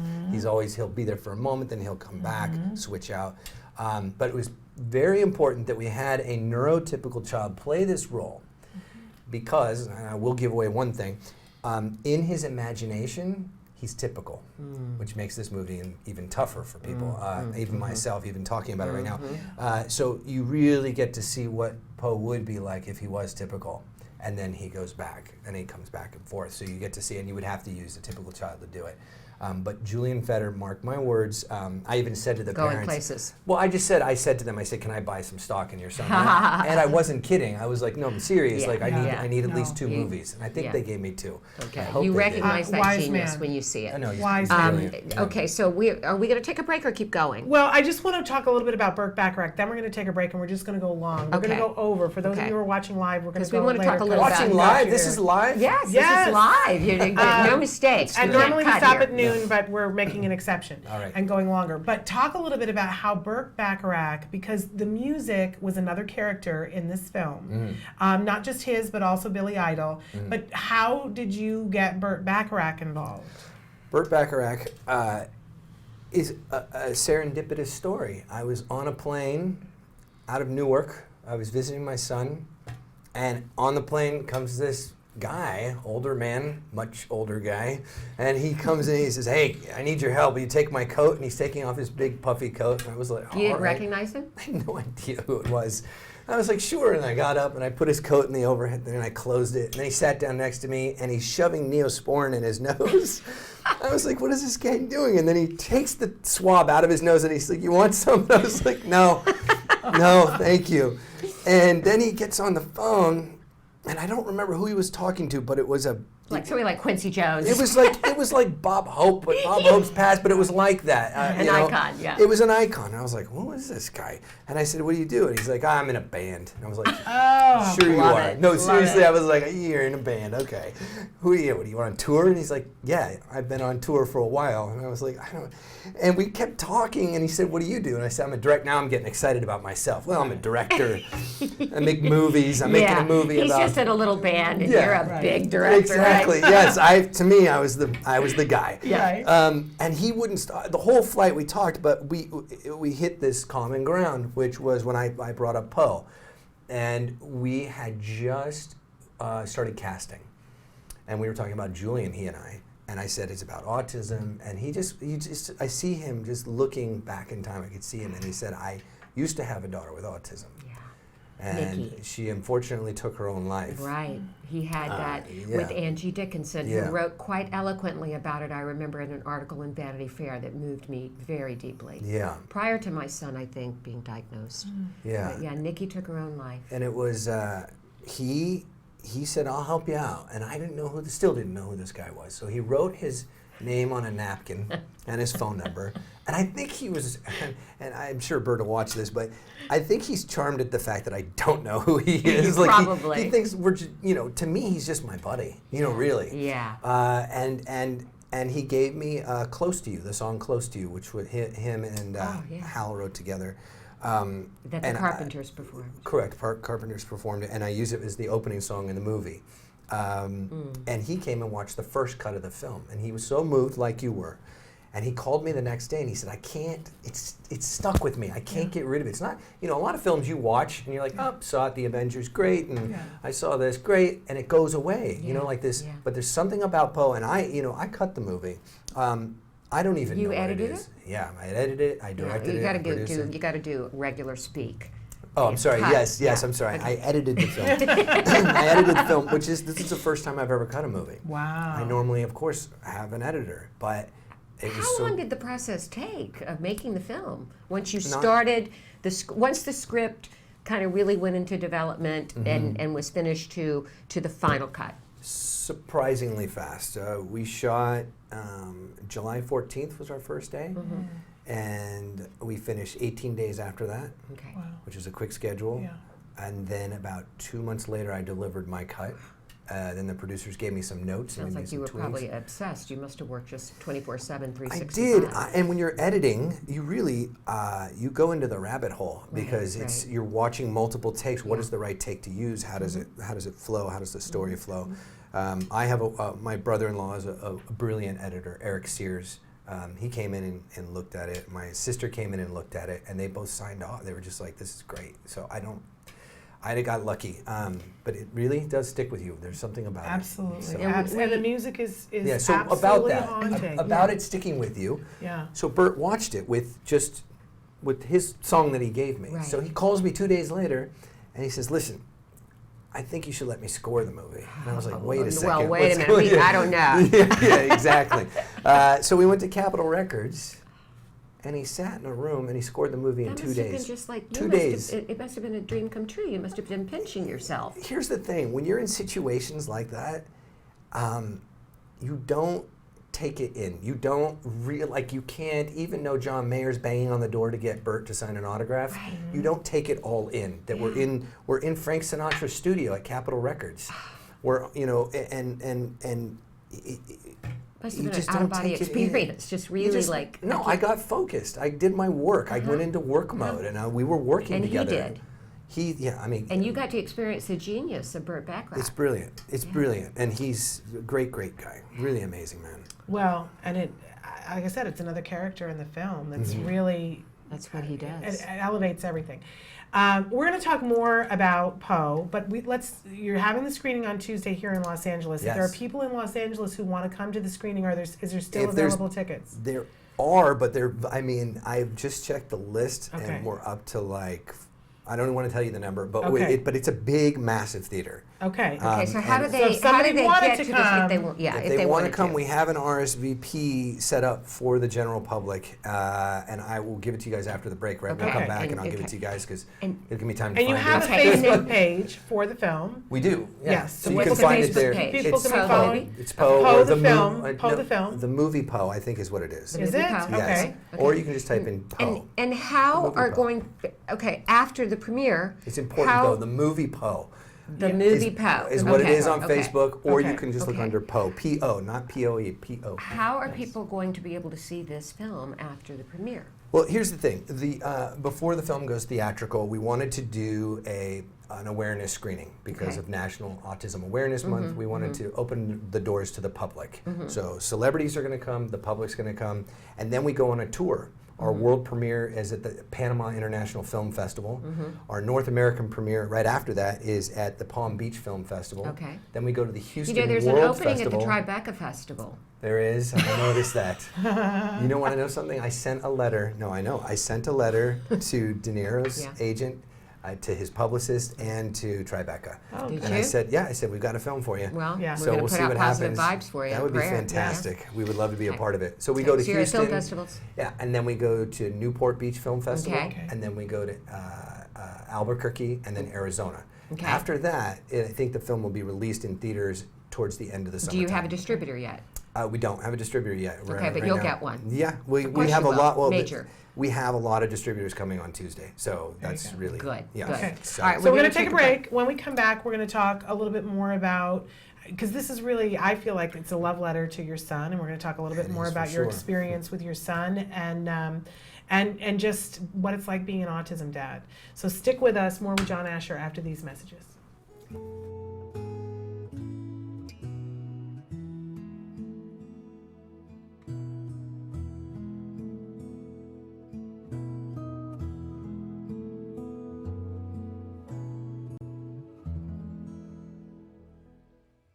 So we're going to do down dog next.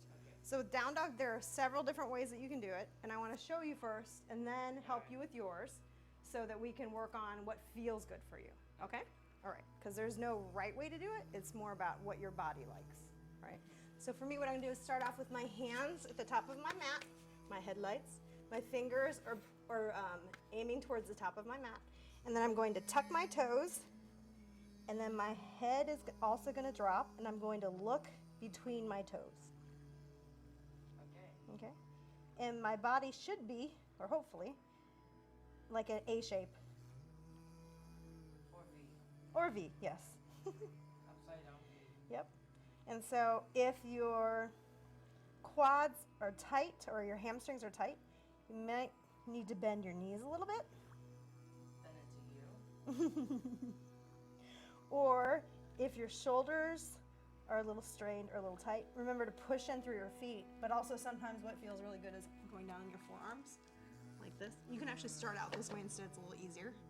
So your forearms rest on the floor, you still tuck your toes, and then you're still looking between your toes, but rather than being on your hands then, your weight's along your hands and your forearms.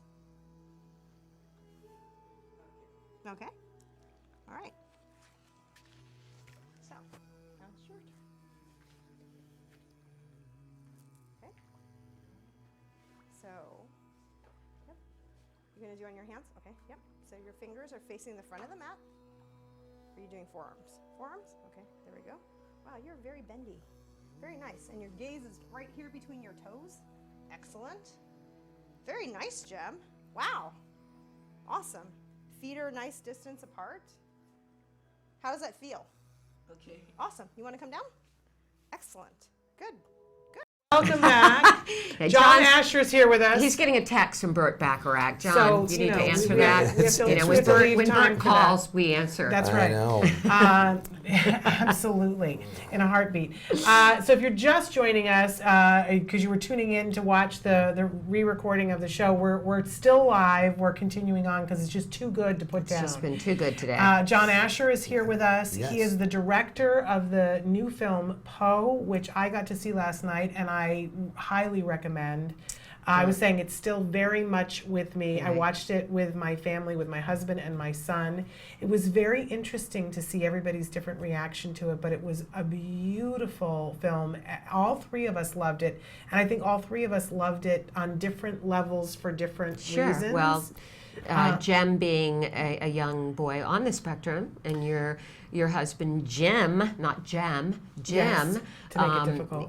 To make it difficult. But he appreciated it as a father. Everybody because was so moved much that by you it. brought, and so many autism dads, as we've discussed, have worked on the film.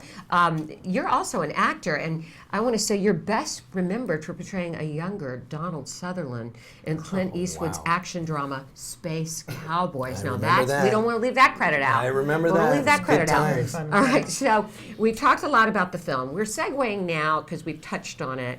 Being an autism dad, I mean, this is a journey that is a whole different set. It's a whole different deal than being a mom of a kid on the spectrum. We're all familiar with warrior moms, and it tends to be that the moms dig in, whatever. The dads go through so much, and you touched on that, and you said you had to let go of your own ego. Can you elaborate on that just a little bit?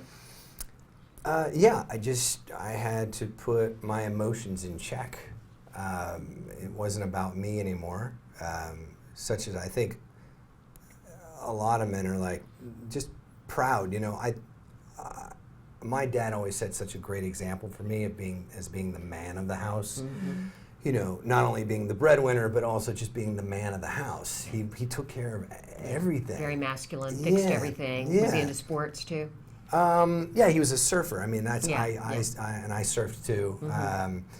And he's a brilliant director and Mm-hmm. filmmaker. So I just looked up to him in all regards, and I think I wanted my son to look up to me. Mm-hmm. And I think that's the part that all autistic dads wonder: is our son or daughter aware enough to know what that means to look up? Yeah. Like what does that mean? You're bringing up a really. Yeah. I remember going to the air show at Point Magoo, Mm-hmm. and my husband wanted Wyatt to see the PT Orion that he flew during Vietnam. Wow. And Wyatt could have cared less. Yeah. And my husband walked away from that plane and walked into the crowd, and we lost him. I'm sorry to bring this back to me, but just for a minute, because this is very relatable. It's in about terms all of us. So. He left us in that crowd, and for 3 hours I was looking for my husband, with my son tantruming, screaming, me dragging him along. We got in the car, we got home, and I said, look, I am raising this son with you or without you, so you make your decision. Yeah. And he came back and he said, I am so, so sorry that you're taking the lead in this, and I'm just going to have to follow. Yeah.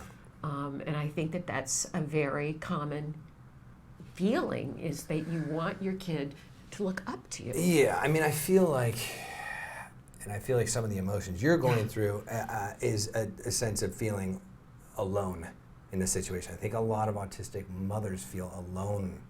This is something that Jenny told me before we broke up. She said, I feel so alone. In case you're just watching, John was married to Jenny McCarthy. Yeah, but it was, you know, probably not until this moment right now is understanding that alone wasn't literal alone. It's an emotional aloneness of feeling, you know, I wish I knew what we all went through, because then I would be some kind of genius. But the fact is that 80 to 90% of marriages end in divorce with autistic children. And the ones that do stay married tend to be stronger because of it. Yeah, right. It would be even stronger. The great thing about Jenny and I and Donnie, I don't want to leave Donnie out. You know, Donnie Wahlberg. I mean, great guy. You like him? You get along with him? I think he's brilliant and super sweet. He wrote me a letter the night before they got married. It was a long letter. Oh, nice. Really classy. And he was like, look, I'm not here to replace you. I'm here because I love Jenny, and I want to be the best I can be for Evan and for my children, and I want my children to be Evan's brothers, you know what I mean? And he's just a class act, so I just want to make sure people know that he's really a classy guy. I like him. And I feel lucky, is what I'm saying. And prior to that, Jenny was involved for a number of years with Jim Carrey, who spoke a lot about Evan and his connection with Evan. Another great guy. He there's a lot of I mean, I'm goofy, but there's a lot of Jim in Evan. There's a lot of, you know, Evan used to watch all his movies, and he spent a good 5 years of his life with Jim. And they have a strong connection and a great bond. And Jenny has done a good job of picking great guys in her life, so no negative there, all good. But what a wonderful guy you are to say that and to feel that. Yeah. I mean, that speaks volumes, because there are a lot of people, as you said, you put yourself aside because it was about Evan. Yeah. There are a lot of guys who haven't, and moms too, who haven't been able to do that. So what a wonderful role model you are. We had a dad last week on our Autism Family Portraits, Doug Baker, who spoke quite honestly about, you know, how difficult it was after his divorce, because the brick walls, because they don't get along in how they see their son, who is in his 20s now. And that can be such an impediment to our kids' progress and their self-esteem and everything. How is Evan doing today? How old is he now, and what's going on? He's 13. He's in a typical school in a small town of Geneva, Illinois. and he's embraced by his friends. I think it was crucial for him to relocate to Chicago. It was really tough for me because we had an open door policy, which meant I could show up at the house anytime I want. And I could be like, we're going to go get dinner, or we're going to go see a movie, or we're going to go to the playground, or we're going to go fly remote control planes, which was in the film. Yeah. So, all of that, I had to give that up so that he could go to a little town, which I think is so important. He didn't really have a lot of friends here in LA. He had like a neighbor, and that's it. In Geneva, he has 12 friends. Wow. It's Goonies. And they are all very supportive of Evan. He's 13. His strongest friends are probably 10 and 11 years old, so he's about delayed a little bit in that world. But they're on top of him. When he does something that's not cool, they'll tell him. They become like little therapists. Oh, that's don't they? great. Oh, yeah, and they love little it. ABA Yeah, therapists. no, Evan, that's not. Don't do that. You know what I mean? But breakthroughs for me. The first time Evan lied to me, I think I cried because I was like, "That's so typical." Right. Right. That you can tell an autism parent when they celebrate the lie. Yeah. Right. Yeah, totally. I was like, God. So, do you consider him recovered? I wouldn't say recovered. I'd say that he is. It's untraceable sometimes. He acts so typical. I mean, he actually plays with Julian Feder a lot, and they play Minecraft online, and he goes to Julian's house. That's your son. Yeah. That's Jem's big deal. Oh man, and that's Andrew's Reese's. Reese built LAX airport. I don't know if you know about this. I'm not kidding you. To scale. So you can walk in the lobby, and he's like, "This is Virgin Airlines." Well, Reese made his own computer. Yes. He built his own computer. I mean, Reese is amazing. This is the son of Andrew, who's in the film. Yeah. Which I didn't realize you guys were friends before. We're gonna have to talk about that later. But recovery. I'm sorry. I want to go back to recovery. Let's talk about recovery because it's a strong statement, right? Yeah. Recovery is a strong statement. When kids are tested for autism, right? It's the testing that you mentioned. Right. So he doesn't test anymore. On the autism scale. On the autism spectrum. Right. Due to the amount of therapy, due to the way that he eats. And still on GFCF and. It's touch and go. I mean, like yesterday he shoved a donut in his mouth so fast. Yeah. He found them. The donuts were for Donnie's kid, Elijah. But Evan can find sugar. I mean, he can find sugar. My kid is like a homing device for anything but can I tell dairy, you, I had sugar. such joy in watching him eat it because I knew how much he loved it. And then I see him, he still stims and he still will do what I call movie talk. Some scripting, Yeah, and that was in Poe. Calcium's good for your bones. I mean, that was really a product of Evan and a lot of scripted talk. Scripted. Yeah. So recovered is a funny word, and I only say that because of, again, probably because of my own ego. I have dyslexia, which I'll never be fully recovered, but I think Evan has learned the tools to cope. But as he grows and as he goes through puberty, which is what is happening. Whether you're typical or not. It's just exactly. Is another challenge. So each one of those plateaus becomes a thing.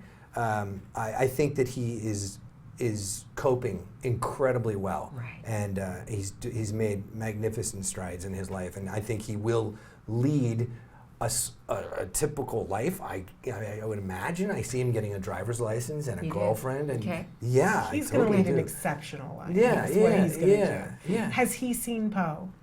He hasn't seen Poe. And I don't know if he would get bored or not. I try and explain. Sometimes I'll say, and I say it very bluntly. I'll say, Evan, you know you're autistic, and he's like, huh? And I'm like, you know you're autistic, and he's like, yeah, I know. I don't think that he knows exactly what it is. Right. But then when he watches Poe, he saw the trailer for Poe, but he didn't see the movie, and he knows that Julian is playing Poe. So he'll say, my friend Julian's playing Poe, and I'll say, the movie's about you. And he's not putting the things together. It'll be interesting. I think he'll like the Land of Color stuff. He might find other parts incredibly boring for him. But we'll see. He's going to come on Tuesday, I think. I had to write a letter to the school to get him out of school. They're really strict nowadays about kids staying in school, which I think is great. We just need to figure out a way to teach them better once they're there. Well, it's all that's tied a whole nother show. It's all tied to money for them about that. But I'm just wondering because because you talked about the fact that the need to have your son be proud of you. Yeah. And here you've done this amazing thing, and it's a love letter to him. Yeah. I know watching it with my son last night, who's on the spectrum and 13, I wasn't sure whether he was going to hang with it. Yeah, what did he There was think? a very specific, because I was checking him out from time to time, and I was thinking, oh, he's going to leave this at some point. Right. But I don't want to give anything away, but there was a moment that came in the film when he yelled something out.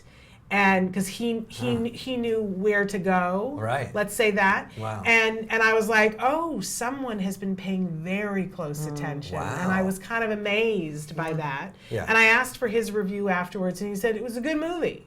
And we talked a little bit about autism afterwards, and because we talk about autism all the time to him. And he said, well, because I said, do you realize that this boy has autism in a different way than you do? Sure, yes. And he said, well, of course, but there are lots of different kinds of autism. Wow. Right? And he said, but I thought it was really good. Well, there That's you awesome. go. See, Evan's so into cartoons right now, like Zootopia is the only thing he's talking about. Which I still want to see, but he doesn't like. He calls them real people movies. Yeah. I think it bothers him a little bit, or it bores him because I think he likes the sound of his own voice. Yeah. So when other people are talking, he's like, meh, I'd rather. So he's a born actor. Oh my God, he's such a ham. He's such a ham. So maybe he'll be in your next movie. Yeah. I would love to include him. He's actually in Poe, actually. Is he? He Really? is. There's He's a little I put cameo? him in the background like a there, Hitchcock in the thing? schoolyard. Okay. When Poe's being chased by the bullies. Okay. Okay. Very, very interesting. We're going to do one last question, and Sure. that is, what advice do you have for other dads? Oh man. I know that you could. This could fill an hour, but just No, if you it's could- not. It's just I feel honored that you guys would even put me on this on a soapbox to be able to talk to other dads. I would just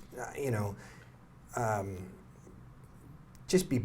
I think acceptance really is the key. Is accept the situation, embrace the situation, and know that each child with autism has a completely different way about them, just like we all do sitting here, which makes them typical to me. You know what I mean? In their own magical way.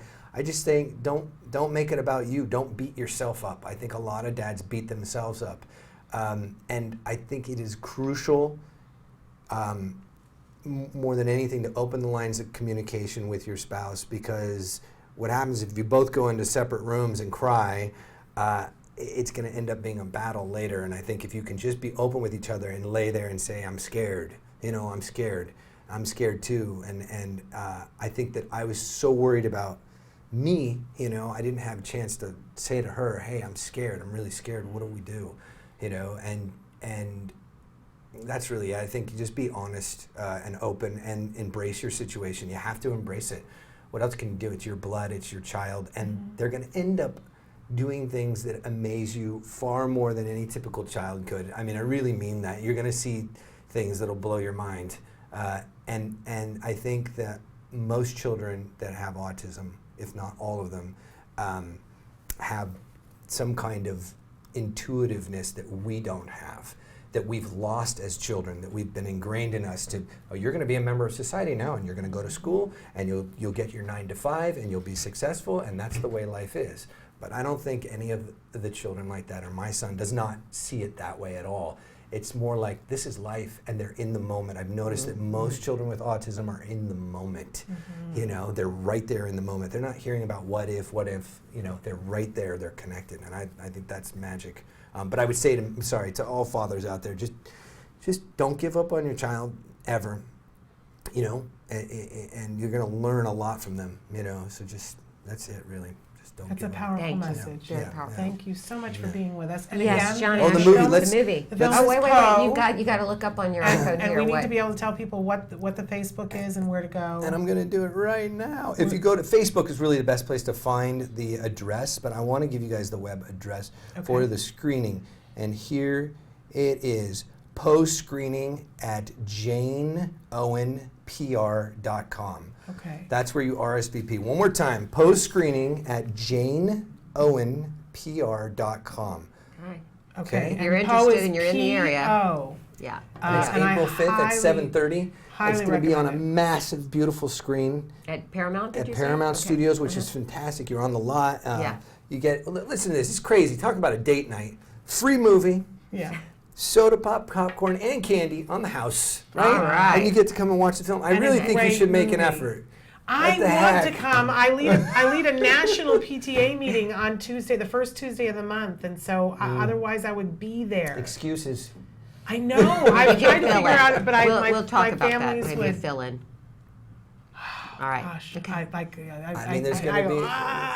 But I would love to be there. Burt Bacharach's going. Just saying. Well, you know, I'd love to meet Burt Bacharach. Yeah. But and I'd love to see it. Honestly, I would love to watch the audience watch it. I promised you that I would not give away anything. Yeah, of course, yeah. there's so many. I'm proud of you. But there are so many levels, and there are more levels and surprises than The Sixth Sense. There are things that will come to you and that you will realize, right? Yeah. Oh, yeah. There are aha moments in the film. This is not your average film. If you looked on the wall in Poe's room, if you went back and watched that, if you saw on the wall, all the answers to the end of the movie are on the wall. Wow. It's pretty crazy.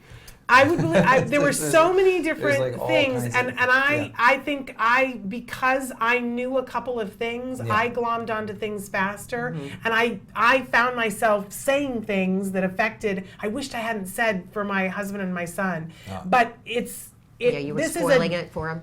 Well, a little bit where I went, I think this, and then they went, really? And then later on they were like, how'd you know that? There were surprises. This is a surprising film. It unfolds like a flower. And it's really beautiful. Thank you. So really want to encourage people, see it. A good blurb. It unfolds like a flower. It's really You know what beautiful. we'll do, if you guys are up for it? I'd love to do this. Why don't we have me and Julian come on your show? Because I think it'd be cool to have Julian here, right? We'd be honored. Yeah. And we'll have me and Julian come on when we get distribution. So we'll get we'll have a release date. And we'll come and And if you want to bring Bert, you can bring him too. You'd be surprised. Bert literally just texted me and said, is there anything you need me to do at the premiere? So maybe he wants to talk. I'm not kidding. By the way, it's not a premiere. I got to be clear. Oh, it's an awareness screening. Yes. Awareness screening. Yes. Okay. Yeah. You should have Bert talk. That'd be awesome. It just says here, do you want me to talk at the screening? Yeah, definitely. I don't know. I'd say yes, John. I'll call you in a minute, say Bert. yes. Absolutely. Say yes. We're on the air live right now, and the hosts say yes. Thank you for being here. Thank you, John. It's been such an interesting conversation. And thank you for making this lovely film. Cool. Thank you for having me. All right. We're back tomorrow. I just want to say that tomorrow we're a little bit early. Show, right? We have a big show getting ready for World Autism Awareness Month, and we have the fabulous Christina Adams on tomorrow. We're going to do a world tour of autism all around the world. She wrote A Real Boy about her son, her journey. She's one of my real life heroes. She's the camel milk queen. And she's bringing some camel milk. We're having camel milk in the tea tomorrow. And then we've got a fabulous interview with Temple Grandin about her new book tomorrow. So love our Temple. The Loving Push. Have you seen this? Her new book? No. It's for our kids because it's all about what you do with those teenagers and getting them ready to go into work. That book. Temple's got it for you. It's called The Loving Push, and she's talking about that with me tomorrow on the show. Copy. Okay. I probably can. All right. So definitely check out Poe, and definitely be back with us tomorrow. Christina Adams and Temple Grandin. Can't beat that.